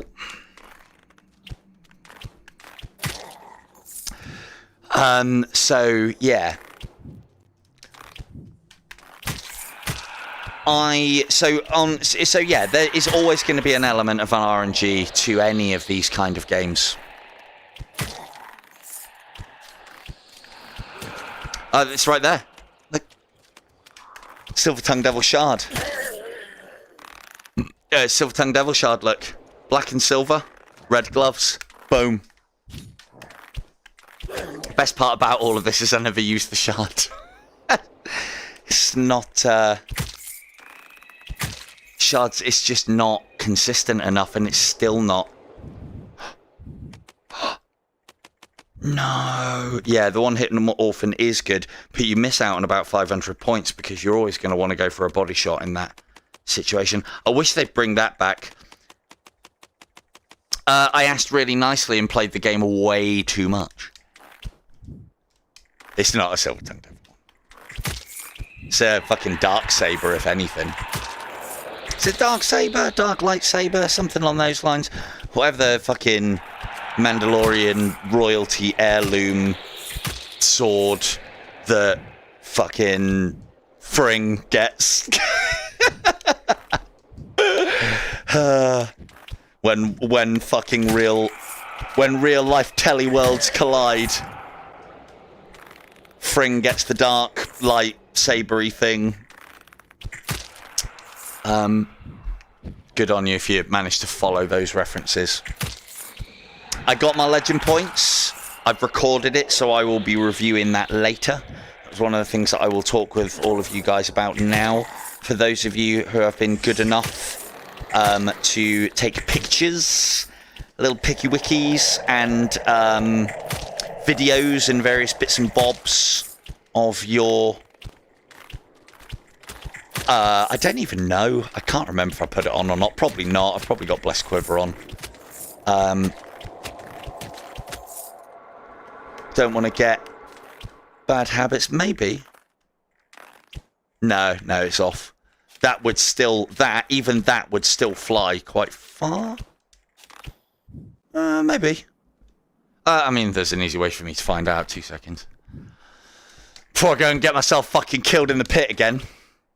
But yeah, so for those of you who've been good enough to collect your Legend Point proceedings via either picture or video, at some point this week, probably, I will throw up a post in the Facebook group, and any and all that have managed to collect us some data, if you can drop all of your bits and pieces in there. As I said, don't make... No, we're still Blessed Quiver. We should really take spiritual, but see, this is my problem with using something that we would not use in any other mode for no advantage, is it might fucking throw your game off. It's my words on that weeb would be that it is Stealthio's probably put it best in that the devs have turned the lighting up in an area. I'll come to that in a minute. I think I've made my thoughts probably quite clear on Mortal, but yeah, on the lighting weeb, it's an error. It's got to be. Like, look at this. This is correct. Also, why would you turn the lighting up and lose this when they spent such time, effort, and wind talking about how good the lighting effects were going to be? And yeah, it's an error. Because look at this. This one's fine. What Stealthio suggested, and I think it's better than my theory, I think is bang on, is they've turned the lighting up to do some touching up of either various architectures or various bits and pieces within the game. Someone didn't fucking turn it back down again, basically. So yeah, someone get that in the bug reports. Because look at this. This is the right level of lighting, and it should be like this as well, because it gives the enemies a chance of at least fucking getting the drop on you or getting near you or sneaking on in. Makes brown monks actually a reasonably dangerous prospect. They don't have silly arrows, but they do have a little bit of stealth on their side, which is nice. What do I think of Mortal? I think we've lost a great mode for a mediocre one. Silver Tongue Devil 2022. The thing is though, hey, it's free. No, the light casting of the arrow has never been into the game. The light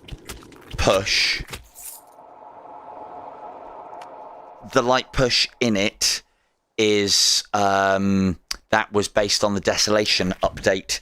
They brought that in and they made it so this was part and parcel of why they upgraded the engine to one of the Unreal engines, or the Unreal Engine. I'm not a programmer.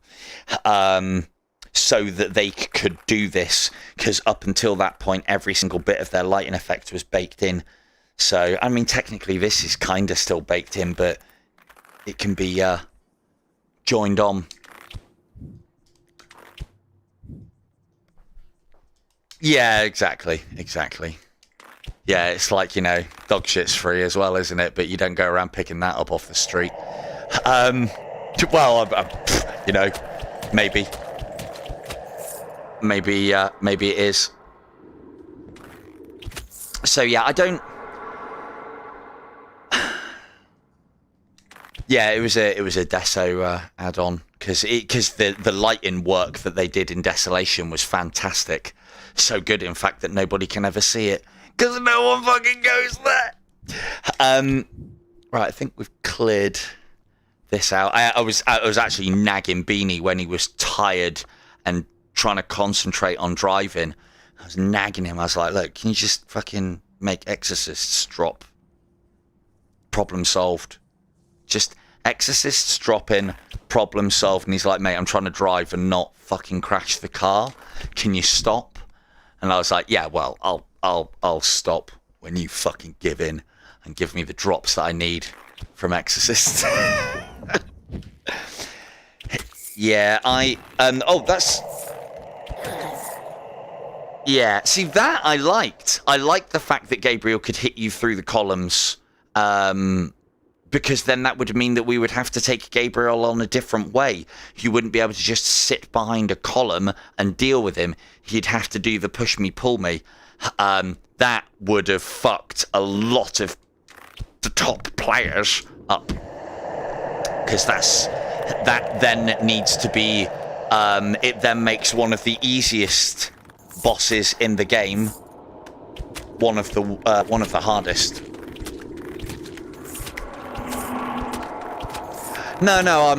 So the plan was for the stream was show off the legend points, hope to God that I got the shard so I can go, look at me, and then and show the different colours off and such, and then have a look at Mortal, and then just basically fucking moan that we lost runner for this shit. So...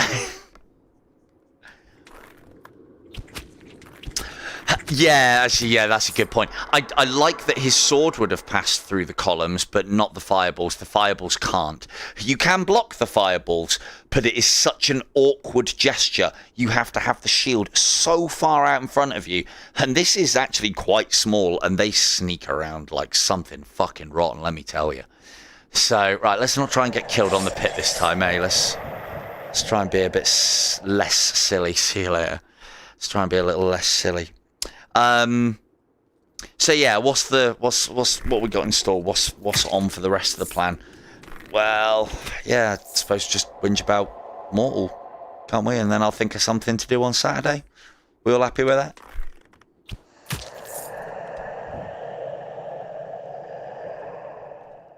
Yeah, tell you what, based on what Stealthio said, that isn't the fucking only thing they yeah, that isn't the only thing they've got to turn off or back on or what have you. Who said that on Mortal mode? Missed that. Put the old damage control onto Mortal mode. Make it shorter. The problem with that is, like, as I was talking to Beanie, when we were on the way back, because he, had a bit of an idea of what they were trying to do and what was going on.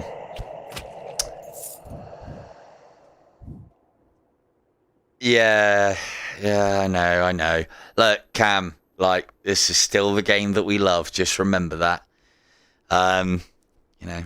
It's all free, isn't it? The fact that we lost runner for this, though, I'm obviously not particularly happy about. Hashtag. I mean, to be fair, my last hashtag campaign didn't go very well now, did it? But I suppose I wasn't a big influencer back then, was I? And now I'm at least 1.2 times the influencer I am back then. My last hashtag campaign of Bring Back Needles failed and died on its arse. New hashtag campaign, Bring Back Runner.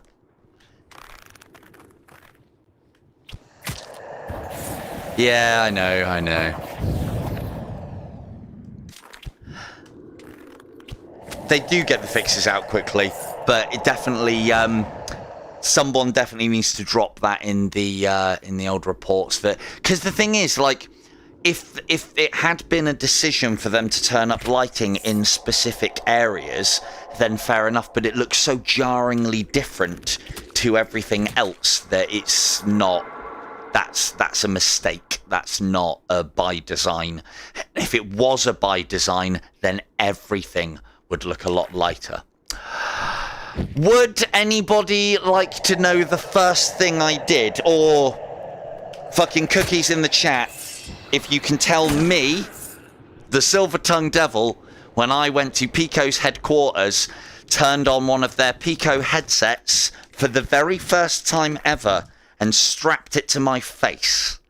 Would anybody like to tell me the first thing I did on that Pico headset? Answers in the chat. I don't know yet. I think as far as Runner was concerned, I think if hey, fuck, there you go, chat. Cam's got it. Get on, Cam. Good man. You don't get a cookie because you're a streamer. So first thing I did, fucking standard. Went straight on there, and Pico were like, so yeah, if you would like to go to this and do, oh shit, fucking hell, I'm losing it. I'm losing the concentration. First, no, it's too late. It's too late. Done. Oh, hello. That's close. Yeah, you got it. In Death Unchained all day. So they were basically like, they were they were like, so do this and do that and do these bits and pieces and follow these instructions. Meanwhile, I've got the Pico on my head and I'm listening and nodding and going into the store, seeing that like all the games are free. Fucking tapped on In Death Unchained. That started installing, and whilst everyone is still doing, like, you know, looking at the new game and doing the bits and pieces, I'm fucking trying out the mechanics and trying out the physics. I definitely think it hasn't been optimized very well. Oh, nice one, Sean. I definitely think the game on the Pico has not been optimized correctly. I literally was in the main menu, like looking around, and from looking at the steps to where the portals are, looking at those steps, it had lines through it and it was all jaggy. It looked nice at a kind of short to middle distance, but past that looked a bit shit, if I'm honest. And the thing is, having had some time with the Pico headset the other day, it's not Pico, mate. It is not Pico. Oh, and let me tell you, there's no fucking problems with the tracking if your lighting is right and you're on everything. I found the tracking very nice. So I straight away took the piss out of Beanie. That's a very good point. And I straight away took the piss out of Beanie because, well, what's Beanie doing wrong? What could he be possibly doing wrong in an archery game on the Pico? I told him, you're fucking holding the bow the wrong way, mate. It's made vertical. Look, it's by design. The time of the horizontal user is short. The time of the vertical is close at hand. We didn't mess anything up much. But yeah, I don't, I think Beanie's just had a bit of a nightmare with it, to be honest with you. Which is, you know, that's fine. Don't get me wrong. I mean, all I can tell you is, well, I fucking jumped straight on there and was knocking heads on the Pico just as easily as if I'd have picked it up on the day. No, I'm not being serious. No, it's the one difference between. Yeah, it's it's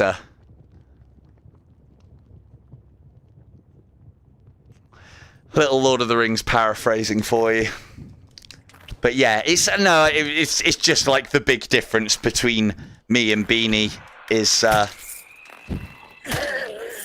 it was just the difference between me and Beanie at the time. It was the only thing that I can think of that got a laugh, so I was happy to tell him, it's because you're fucking playing it wrong, mate. That's why your tracking's off. It could have been a number of things, like Beanie's stream for the Pico was very rushed. He wanted to do it on a day for you lot, and he wanted to get the information out there, and that's admirable.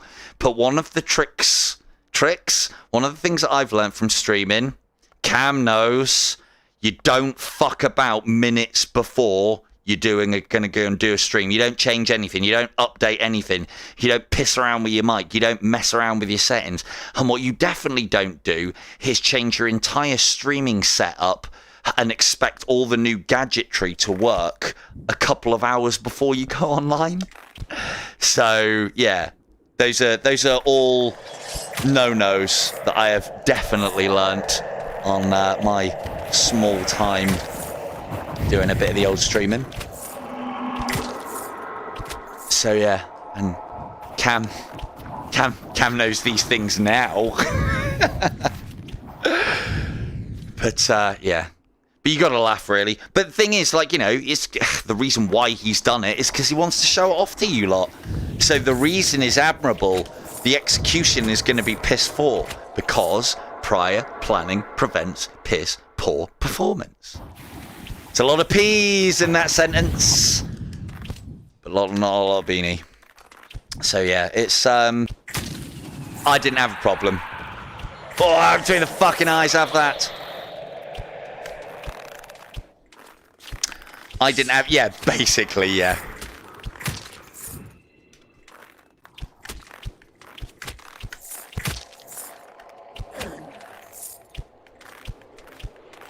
So I did get to have like a bit of a piss around with. They had everything as well on the store. It was all unlocked. I could have played anything that I wanted, and it would have been fantastic. But it's always going to be in death.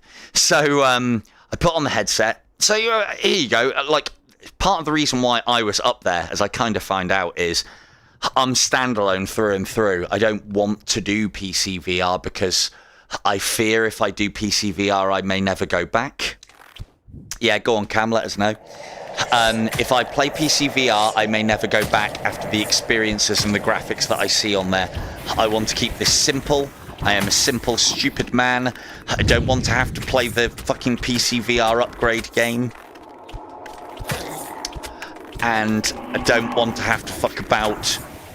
Hang on. Don't want to have to fuck about with these, with those sort of things. I do get the impression if Mac and Shuey have anything to do with these wild accusations and statements that I'm making about PC VR, my time on standalone only is numbered by hours, most likely, probably days. So I want to try and stay on the standalone. That's part and parcel of the reason why I went to Pico headquarters, because that is a market that they are very interested in. I don't know about you, but my PC is for work, my console is for flat screen play, and if I want to play VR, I want to stick it on my face and go. It's part of the reason why VR, when I first got it, was amazing, but VR, when I first got it, was not just amazing, it was also frustrating because I was fucking tethered, because it was PSVR, and fuck the tether, because I can't spin around in circles and feel like John Wick on Superhot by having a fucking tether. And I know PC VR no longer has to have a tether. Fuck. But I have heard of and seen multiple. I know. But there's also the factor of my PC is a fucking, although it is VR ready, it's a fucking potato. Take out enemies with their flaming ass. The flaming explosion, Alan, from an incubi, I can't remember if it causes damage, but it definitely knocks things. But the thing is, well, I think it's like 449 or 439 over here. Or I think over here they positioned it 20 quid lower than, or 20 or 30 quid lower than what the quest is, because not only were they trying to corner the market on you don't need to be tethered to Meta / Facebook / whatever the fuck, but also it's a bit cheaper. On the incubi question, the incubi I have seen always affects other enemies. I don't think it does enough. I don't think it does any damage per se as far as hitting enemies is concerned. Hello, Rena. I don't think it does any damage as far as hitting other enemies is concerned. But the way that they may have changed this is they have completely removed life bars from the game. So literally a fucking breath, an unholy wind, if you could get it into this game. Yeah. Because the thing is, like, so what I think they've done to make it so that everything is one hit is they have just removed life bars from the game and turned all values off, basically. So in theory, although an unholy wind doesn't do damage, a hit, so one killed another. Although I don't think it does, if it does do damage in the main game, how can we, I mean, we can go and test this, can't we? Why the fuck am I just talking about it?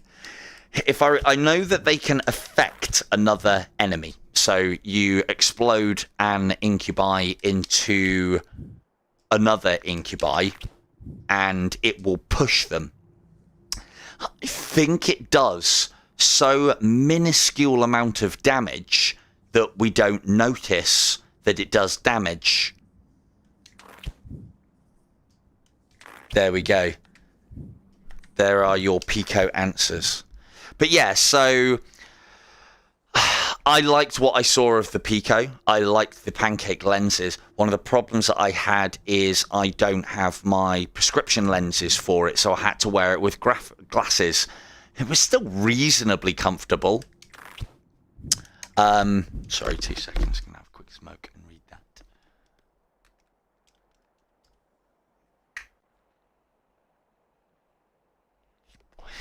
Hang on, wait. The arse flame can't... you know what? No, I don't think the arse flame could kill you on incubi. I don't think so. Because it doesn't... I don't think... I'm pretty sure I've been right next to an incubi when it's exploded, and I've never taken damage. Sorry, Cam, your comment didn't show up? It might have done. I've just had a load of questions to answer. But yeah. So I think what I know. Uh-oh. Trouble. Oh, we moved back. Oh, is that going to go? Ah, lucky escape. This is a bit clever, isn't it?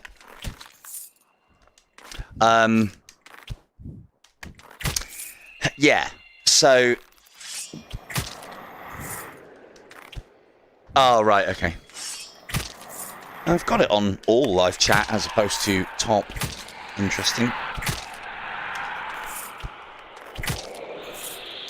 Yeah, I think you're right. I think they've changed... Oh, you died. Come on now. I think you're right. I think they changed enemies' health to 1 on mortal, which then would suggest that for an enemy to have an effect...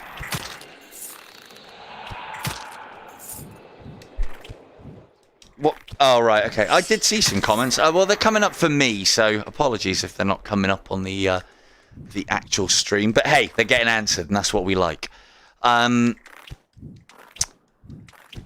It's something we're going to have a test on.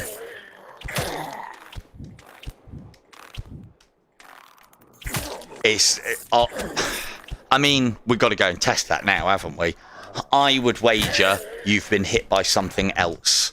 However, if you have been killed by it, that's fucking bullshit. Because that shouldn't be doing damage. It never has hurt the player. But then this is the thing is, if they've started changing values... If they started changing values and fucking around with things, that's something that they might not have considered. Which is very interesting. Lovely. Yeah, we're gonna have to go and have another profile and have a look, aren't we? And Stealthio, as you can probably appreciate, this is not because I do not believe you. I just find that highly improbable, and it's only happened to you once. But I tell you what, I can see it happening. So let's rest in Sanctuary, change profiles, drop a mortal on another one, go straight for the pit, and try and die on an incubi. It gives us something to do, doesn't it? I thought these were supposed to be for the experimental streams. But there you go, we got Purgatory done.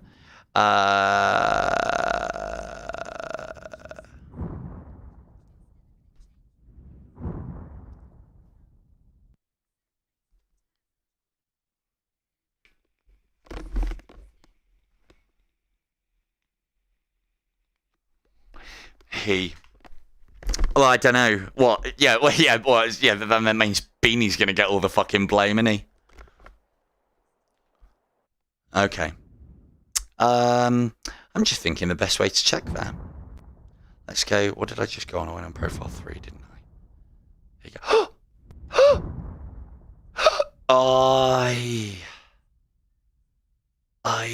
Hang on. Continue last run. That's our left-hander. It doesn't matter, does it? I think I've shown that I can go through the cycles. It's about going through the levels. And it's not even that. It's about me struggling. So it doesn't really matter about fucking process, does it? Yeah, I know I can do that. I'm not going to... Yeah, I should get it. I always encourage players to drop their runs for those things. And I need an extra profile. It doesn't matter. We were at full... We were at full life, and I think we might have even had a thing of armor, and we had loads of special arrows, which I'm not even fucking using. So I don't think it matters too much. Where would be the... Right now, where would be the easiest? Yeah. Okay, so, but the one thing that we do need to test, though, Rena, is whether the explosion, because the flame is different to the explosion. The explosion can definitely, because I've seen it, it can definitely affect an enemy, as in stagger it. And normally, if an enemy staggers, which is why I'm thinking more and more that this might be a thing, is for an enemy to be able to stagger, it has to take a damage value, I believe. Yeah, that'll be the easiest way. Let's do that. Let's see if I can fucking survive during my own stupid testing. Right, okay, I'm not coming back out, or if I am coming back out, I ain't done my job right, so... Let's test!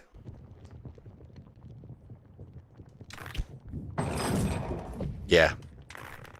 Alright, we'll go...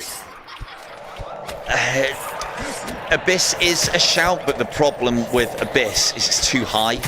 Everything's going to be too high on Abyss, so you're going to be waiting on teleports. Fuck you, Orphan. I hate you. Oh, you still there? Nope. Oh. I hate you, Orphan. I really do. Got lucky with that one, Jesus. I suppose it's good for one thing. Training you how not to shoot. You shouldn't be playing for body shots, as we discussed earlier. So let's try and take everything out, as Cam suggested. I think that's a good idea. Yeah, the problem with the Abyss is, although that might actually be easier, because you can usually locate the portals a little easier, and they're made of stone until the point that they're not. There's 5 down here, so if we mess up one, we've got multiple chances. So we can basically, like... I mean, I'm not saying that I'm going to get it every time, but we can basically test multiple times, because it needs to be tested.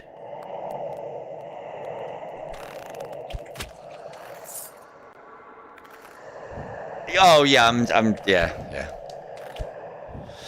Yeah. I mean, I'm going for just body shots at the moment because it just makes it fucking easier, doesn't it?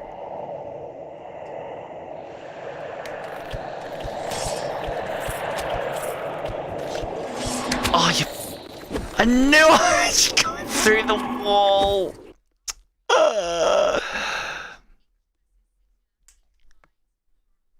Incubi. Incubi. Incubus. Incubi. Thank you. Well, that was annoying.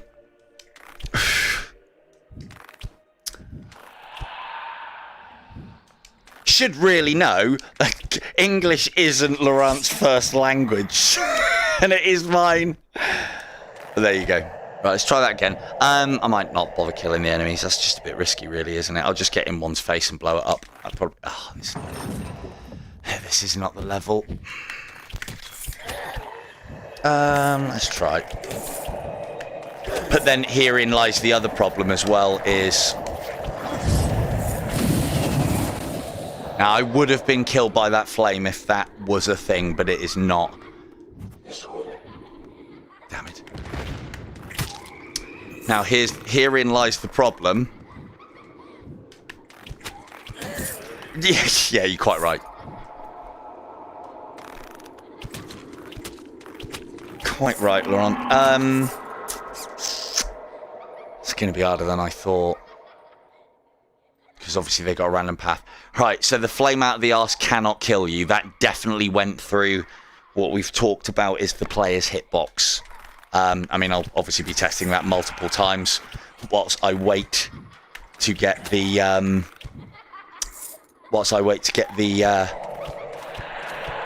RNG.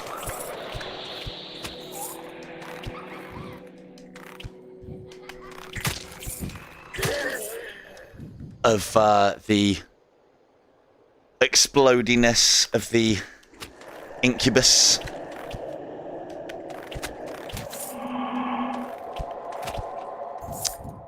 So I just use the standalone unit, which then casts to my computer. Oh yeah, sorry, Al, I will do that. I definitely know that it can stagger an enemy. What I don't know is whether this game needs damage values to be able to stagger. And so it might have changed, or it might have been an oversight, but yes, you're quite right. But the important thing is, does it kill the... Oh, you bastard. Does it kill the player? That's the important one at the moment. Whether one kills another, we can find that out as we go. I mean... Did that one just kill the other there? Might have done. Also got to concentrate and not fucking die. Very nonchalant in these modes, considering that it is one hit and death. This is not the best pit for it either, because we can't... I know what pit I want. Yeah, this isn't a good pit for it.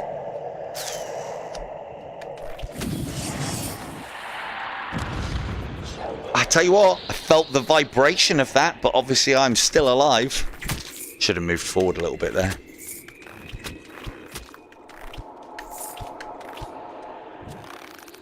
Darksaber. Oh no! I haven't got my Darksaber! No! I mean, technically Sith, isn't it? So, happy days then. Yeah, this isn't a great pit for it. This is not a great pit for it at all. We need... what do we need? We need Pit of Reformation, really. And the reason being is because I know a spot that we can lure the incubi to multiple times, hit him, and I will be able to... In fact, yeah, we need to do it this way around.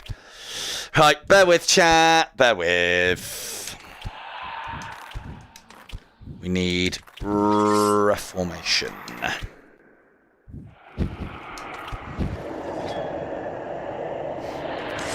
Look at this. Isn't it glorious? These well-lit cavernous rooms. Oh, that's immolation. Okay, interesting. Oh! Little stepping stone on there. That was interesting. That was very interesting. I think they might have toned down the damage tick time on lava unless I landed on a little thing. I think, to be fair, Dave, I think it always does that with the incubi. You're just never really close enough. Interesting. So let's see. Ooh, maybe. I think there is a little bit more grace. Okay, there you go. Found something out. Fucking... This isn't even a crash testing stream. It looks like the lava has a little bit more forgiveness to it, but not enough for you to survive.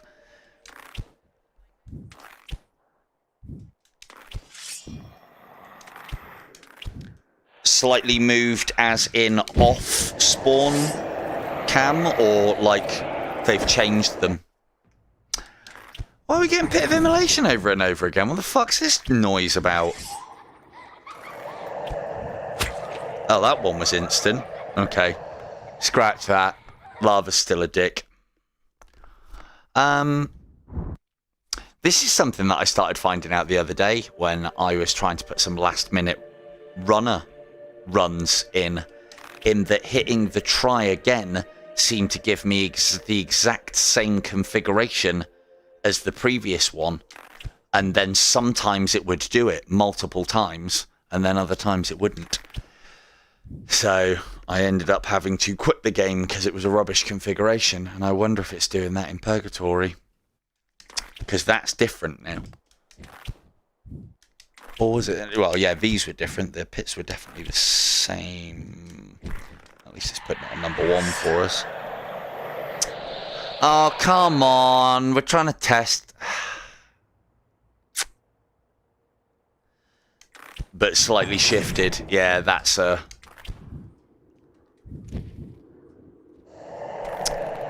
Yeah, that's... If they're shifted, that's a problem. That's a definite thing that they've probably been dicking around with. Moving spawn spots so that they can dick around with other things, and then they didn't put them back. Yeah.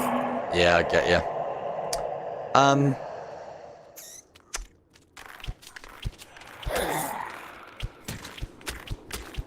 Sneaky. Yeah, it looks like it's just going to keep on giving us immolation, which is a bit shit. So, have to work with what we got. Come on, up here, up here, up here. No.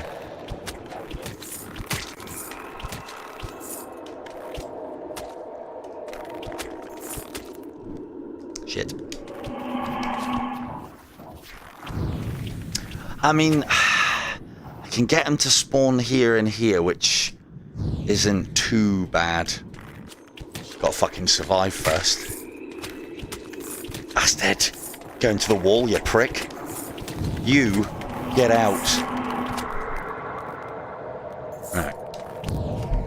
Yeah, one thing that I do know that you can do is standing here and putting your gaze on that this thing is it's one of the things that you can do.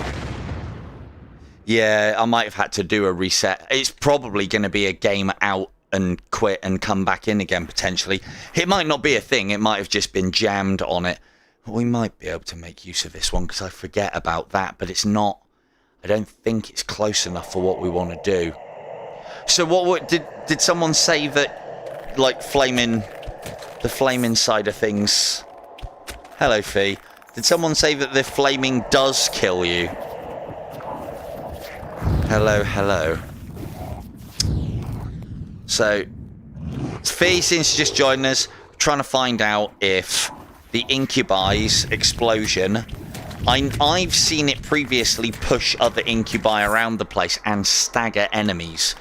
And we're trying to find out if that kills them in mortal, and, more importantly, if that kills us in mortal. Because that would be a bit of a shit. But then the thing is, What's the joke? How many people have ever had an incubi explode in their face? Because I think we're going to have to try very hard. Die! I think we're going to have to try very hard to actually accomplish that, you know. Especially in this pit. It's not ideal.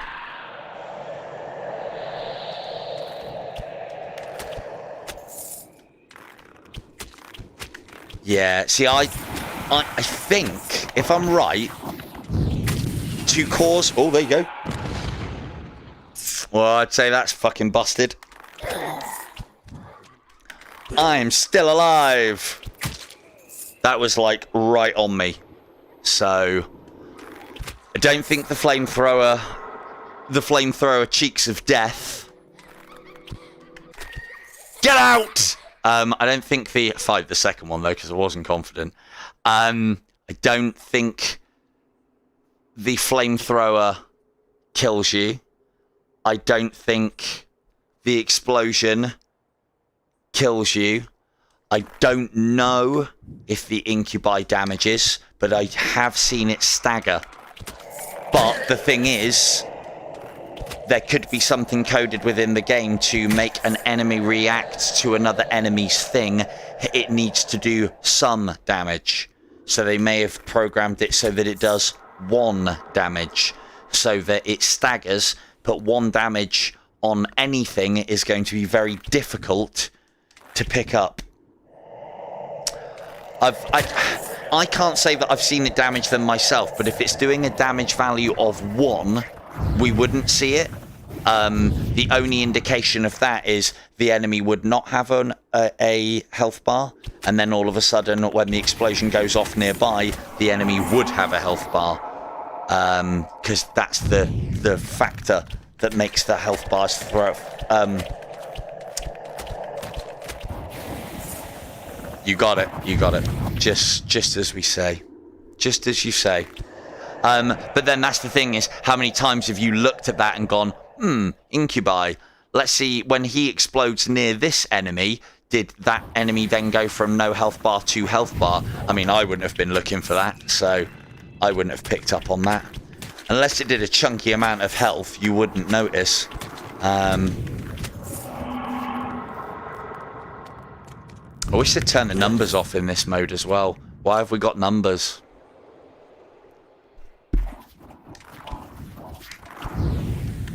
Okay. Well, then there's the possibility that it will. Well, the most important factor, the kicker here is... I don't even need to finish. Well, is there any more incubi about? Might be. The kicker here is, or the most important thing is, you cannot be killed by an incubi's explosion in mortal, and you cannot be damaged by an incubi's explosion in normal, and I'll go as far as to say in any mode. And you cannot be done over by the flamethrower. So whoever said that, what you might have found is it's just an arrow's come in from nowhere, or a late fireball. There's the possibility that as you killed the incubi, he dropped his fireball.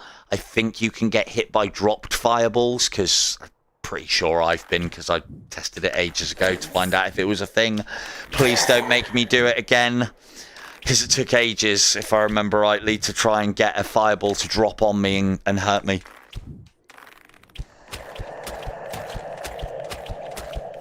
Yeah, so it would make sense.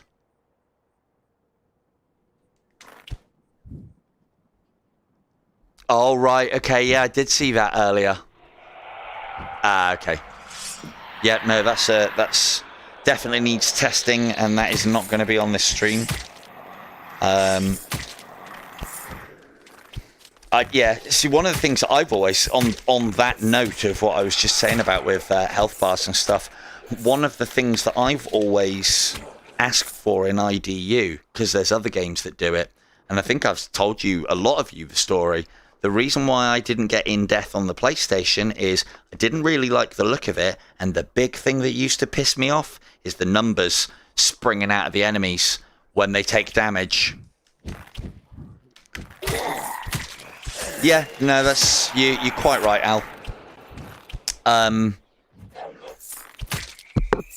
Yeah, I mean, well, the numbers are there to acknowledge gold as well, but we don't get gold in this mode that we can do anything with, so it's just a part of score. So fucking, I don't need to know how much gold I'm getting, because I'm not thinking like, all right, 3 more abominations and I can go and buy Unholy Wind, because I need that.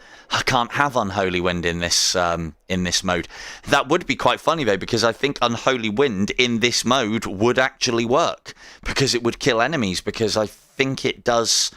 It would make their life bar show up, which I think is what the indicator is for a kill in this. Anything that makes... So technically, in this mode, Hand of God would kill as well, because when you hit an enemy nearby and the radius covers them, they go from life bar not showing to life bar showing. Anyway, I almost didn't get this game because of the numbers springing out of them, and it was only when I got the quest that I picked it up. As I think I've said before, I loved the look of Borderlands, or Borderlands, or whatever you want to call it. Never bought it. Reason being, numbers springing out of heads. Yeah, that's a something. At the very least, we now have a very powerful hand-to-hand tool. Get out! IDU melee game when? Sweet Surrender just got a melee update. Let's go!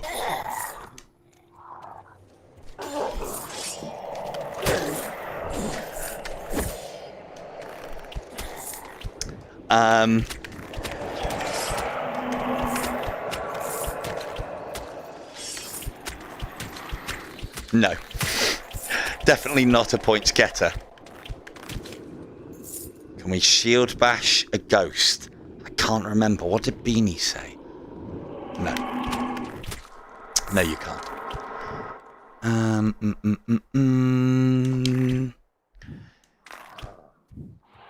What did we say?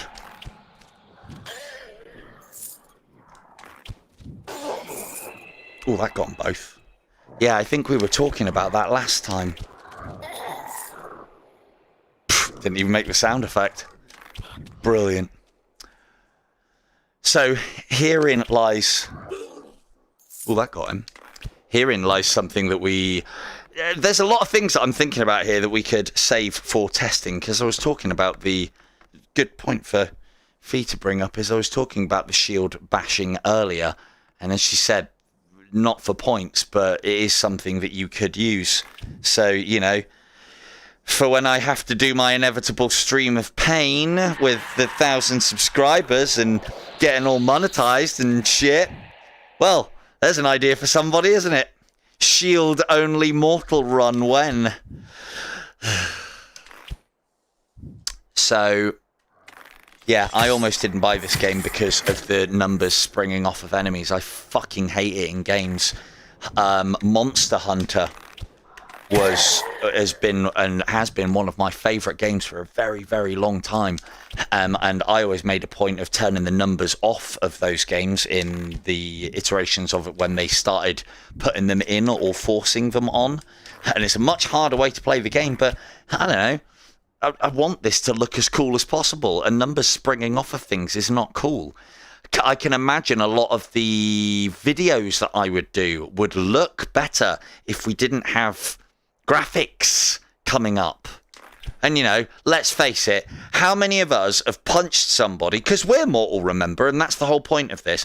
How many of us have punched a friend or a loved one in the face, and it's registered via numbers how much damage you have done to them, or how much money you have harvested from your friend or loved one from said punch in the face. I mean, if any of you guys have had an experience like that, I mean, I've done martial arts for quite a while, and I've had to sort out some problems, and I've never seen a damage value. I'd love to see a damage value, but then the thing is, if I was punching people, and I did get a damage value, it would just get in the way of real life all the time. And yeah, no, they actually they did, Weeble. It was, it was the first. So after they'd introduced themselves, we all like had a quick chat, and they were, and Shu was like, "Yes, I know who you are. You are Silver Tongue Devil. I subscribed to you last night. I've been watching your things." And I was like, "All right, fucking steady on, fella." So yeah, Shu is a fantastic guy. It was a very cool experience with those boys the other day. He wasn't that intense. I'm taking the piss. But yeah, he was like, look, I've done my research. I know who you are. I know who you are. I've subbed to you. So's he. So yeah, I know they're on board. And I did the same this morning. So I didn't get to sleep last night until 3:30. So I was scratching around this afternoon. Because I couldn't go back to sleep. And yeah. And then I thought, well, if all the problems are sorted, if all the problems aren't sorted, maybe I can cancel this stream and get some well-earned sleep. Or, even better yet, I could come on and go, oh, guys, it's still fucked. Super bright, eh? Super bright, you know? And then just go, look, we'll cancel the stream. I'm off. See you later. But instead, what happened was I left it a few days late. I'm now on the stream, and here we are. This is definitely an error. That's not right. But yeah, something's... does someone want to actually... I mean, I'll do it later if I don't see it. But if someone wants to report that in the bug report and just say, like, there are a couple of rooms where the lighting is fucking borked, sort it out.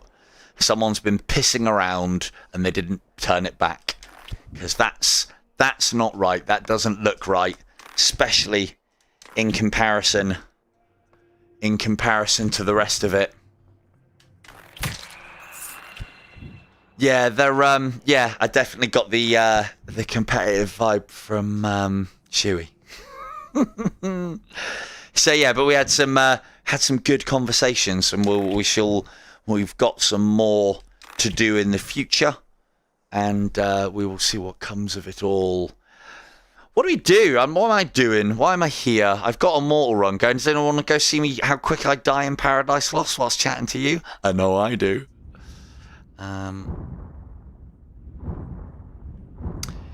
There were no new skins released with Season 6. Everything that we have from the game...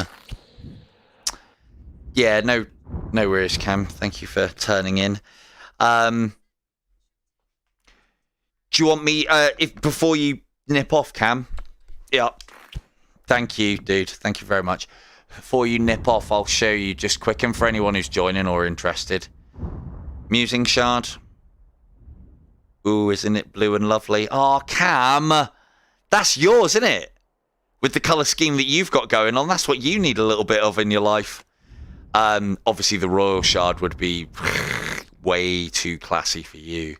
I'm probably not going to use that either, because I like the fucking Dark Saber one. Very, very silver and black. I know, right?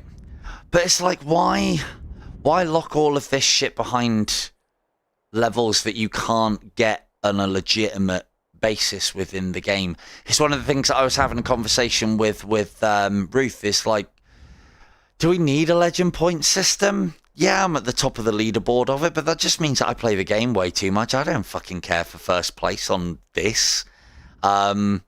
Yeah. Hey, I ain't got any new badges. I should have fucking hundreds of top 10s and top... I'm top 100 in... I was top 100 in everything. In everything last season.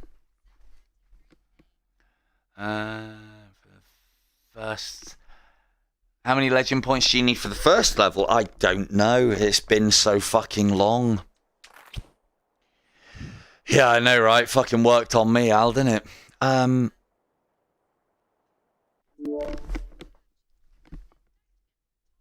Oh, and hello, Quack. How the devil are we, sir? For those of you who don't know who Quack is, that is our own Mr. Paulak from the Facebook group, and he hasn't been around a while, and hopefully he's had his fancy tickled to come back and play with us. So I think that's the same quack, is it not? Correct me if I'm wrong. But yeah, hello dude, and welcome to the stream. And what did you ask after all of that? No, you should. You won't get the. You won't get the top 10 and the top 100 for the same thing. But for instance, if I basically got at least top 100 in fucking everything. So I would expect what I didn't get a top 10 in, I should have got a top 100. Level 9. To be honest with you, it didn't fucking show me. I can't remember. I think it was 11,000. So 16,000 to get to level 10. I think it was 11,000 to get to level 8. But it was quite weird when we came into this on the stream. It had already showed that I was at level 9 and then just tallied the points up to this halfway mark. So there's no fucking chance even me doing a bit of There's no chance me doing a bit of everything this season would get me level 10. And even if I did get to level 10, well, what do I get for level 10? It's fucking nothing.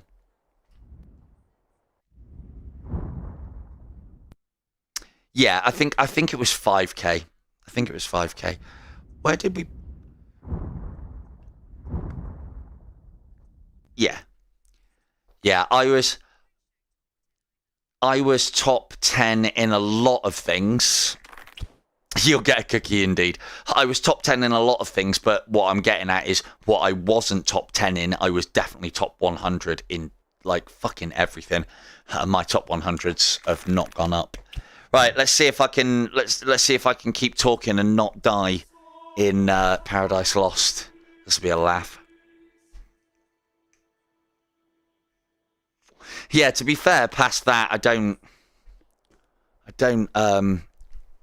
see the point of past level 6 because that's all the bows.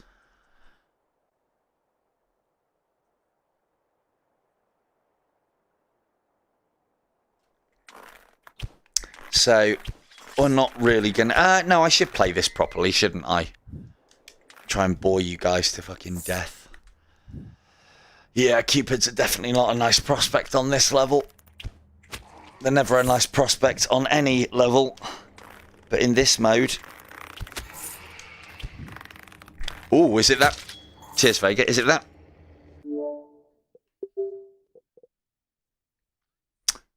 Cool. 27%. We're going to be fucking going. Oh, what is that for the is that for the lighting that we'll have a fix soon on? I mean, it's not the end of the world. It would be the end of the world if that was their new interpretation of how to light this fucking game. But oh fuck. Yeah. Yeah, I know, right? Let's get this section done. Because I've probably got time for that. Oh, God.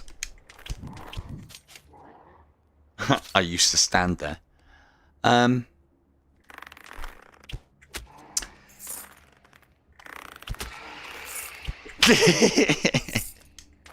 Yawn, yawn, yawn emoji.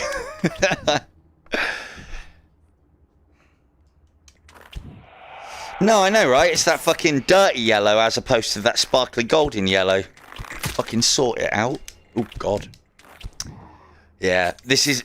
So, what I'm doing here, in classic example of what Sean has said to me in the past, Rob, why are you playing a thing the way that you tell us not to play a thing? Trying to keep it entertaining, I guess. Even I had a bit of a crash earlier on. Yeah, you're not wrong there, mate. You're not wrong. I had a bit of an experience this morning because about a few hours before, we were ready to stream, I thought, oh shit, yeah, I better update the game. So I went on and it didn't say there was an update. So I thought, oh, okay, have I already done it? I'm pretty sure I haven't. And it took ages for it to register the fact that I needed an update. The syncing issue was, I thought it was going to be back for me as well. But thankfully it wasn't. Which I will tell you, because I've asked Beanie about it as well, that's nothing to do with Super Bright. That's Meta's side of things, and they keep on going, yeah, sorry mate, we'll get round to it, but they're the only ones that are having some sort of problem with it, and it's on Meta's end, so they don't fucking care. Yeah, I tried to do the update. It got halfway through and stopped, and then didn't go any further. Yet when I cancelled the update, it didn't then allow me to redo it. It just behaved like it had updated, and I checked the version number and it was the correct version number. So just to be sure, I uninstalled the game to make sure that I had the right version, just to like fucking double check. And this is a bit risky. And when I went to reinstall, I think that's the first time since I owned this game and got a Quest 2 that I have ever uninstalled in Death Unchained. So that was a bit of a heart-wrenching experience. Yeah, that's the one that I got. And I should be trying for headshots with all of these. And yeah, so I reinstalled, and that got halfway through and stalled at a gig. And I left it for about half an hour and came back to it, and it still had that bar up. I then cancelled this install, and it had completed. So there is something up with the bar, and I think it's an IDU thing and not a meta thing, that one. I can't tell because I didn't have to, or I didn't want to risk updating any of my other games whilst I was doing stuff. No.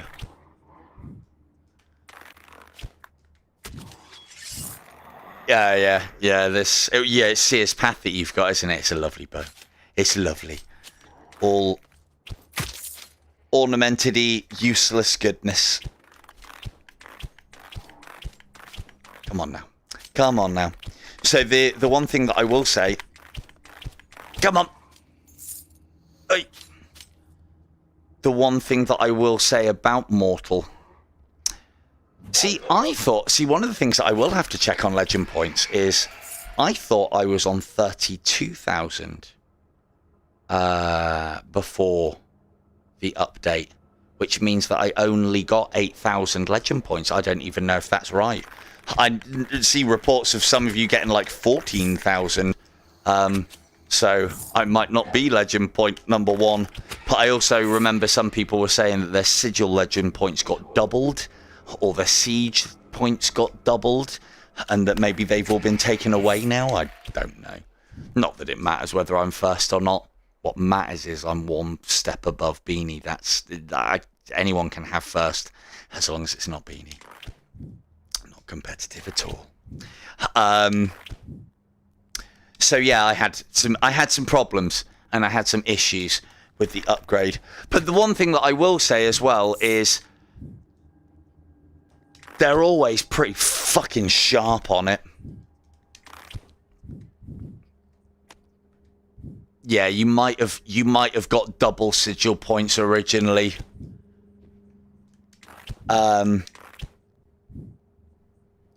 You might have got double sigil points, and then they've taken times one of them away. Is a possibility. Yeah, I mean you got what you wanted. So the thing is, like as things go, I think as things go, Legend Points and the unlocks that they get you. Now, level 6 gets us this. If you're a crossbow user, I think level 7 gets you the crossbow with the kinky finger in the skeleton's mouth. We like that. Okay, I like that. But the gloves, are so light in colour, and they kind of need to be, that you can't really tell much of a difference. And yes, I know I'm talking from the perspective of somebody who has these things. It's very easy to do that when you have and other people do have not. Shard. How much do you look at your shard? Well, I don't look at my shard. I suppose I kind of see it when I'm doing my Vogue steps in front of... It's going to get me killed. When I'm doing my Vogue steps, strike pose, Vogue, in front of Asmo to dodge his boulders, or doing the little rainbow over the top thing. I suppose you kind of see it then. But then the rest of the time, if you are seeing the shard... Yeah, that's a good shout. The black ones do show up probably better than even the white ones. But then is that a good thing? Are they a distraction? Why does that keep changing? Oh, right. Okay, that's because it's on slow time.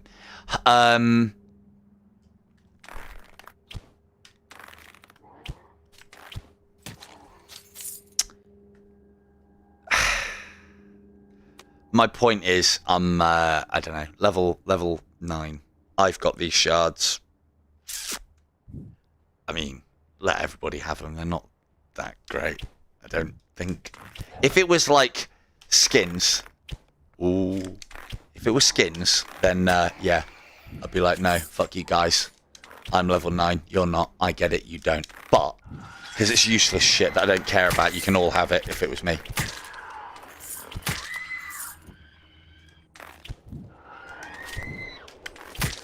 Oh, what, and you didn't get anything for it? It's got to be balked. But, oh, that's one of the things that I was saying about earlier. Is, so, yeah, I think I finished my point as well, but I'll say it again because we're running out of time and running out of battery. But I'm going to put a Facebook group up, Facebook page, rather, not a support group. I'm going to put a Facebook page post up, and it'll be somewhere for me to collect all of the little picky wicks and videos that you guys may or may not have done as far as your legend points are concerned. The reason why I am doing that is to not calculate if you have the right number of legend points. It will be to try and calculate exactly what you get for what. Because although my last live stream was do this to get the most legend points, and hopefully some of you took heed of that and got what you wanted because of it. Yeah, red shard's very good. I'm only taking the black one because Silver Tongue Devil, it's my colours, so there you go. But yeah, I'll put that post up, and then anyone who has a picture or a video, feel free to dump in that post. And so I've got somewhere that I can collect them all up. And then I will try and endeavour to work out exactly how many legend points we can expect for a given thing. But then, is it really that necessary when there's no more rewards? And Season 7 is probably going to be a long time away? Do get the impression. I mean, I was asking Beanie this, and he said no when we were in that car ride home the other night. And I was saying, you remember when I started saying, oh, Beanie's starting to do some runs, everyone. Look out, season end might be a-coming. I was like, did that have any effect on when Super Bright? Like, because everyone was chomping at the bit to know when the season was going to end. Did that, like, force the issue? And Beanie was like, I'm pretty sure it didn't. But I don't know if anyone's noticed. I do not know, as the Silver Tongue Devil, if anyone has noticed or not. But have you noticed that Beanie is doing all of his main expo and crossbow runs, and doing all of his sigil runs, and he's also putting some very high scores in on Siege? Maybe Season 7 is right around the corner. Hey guys, lol.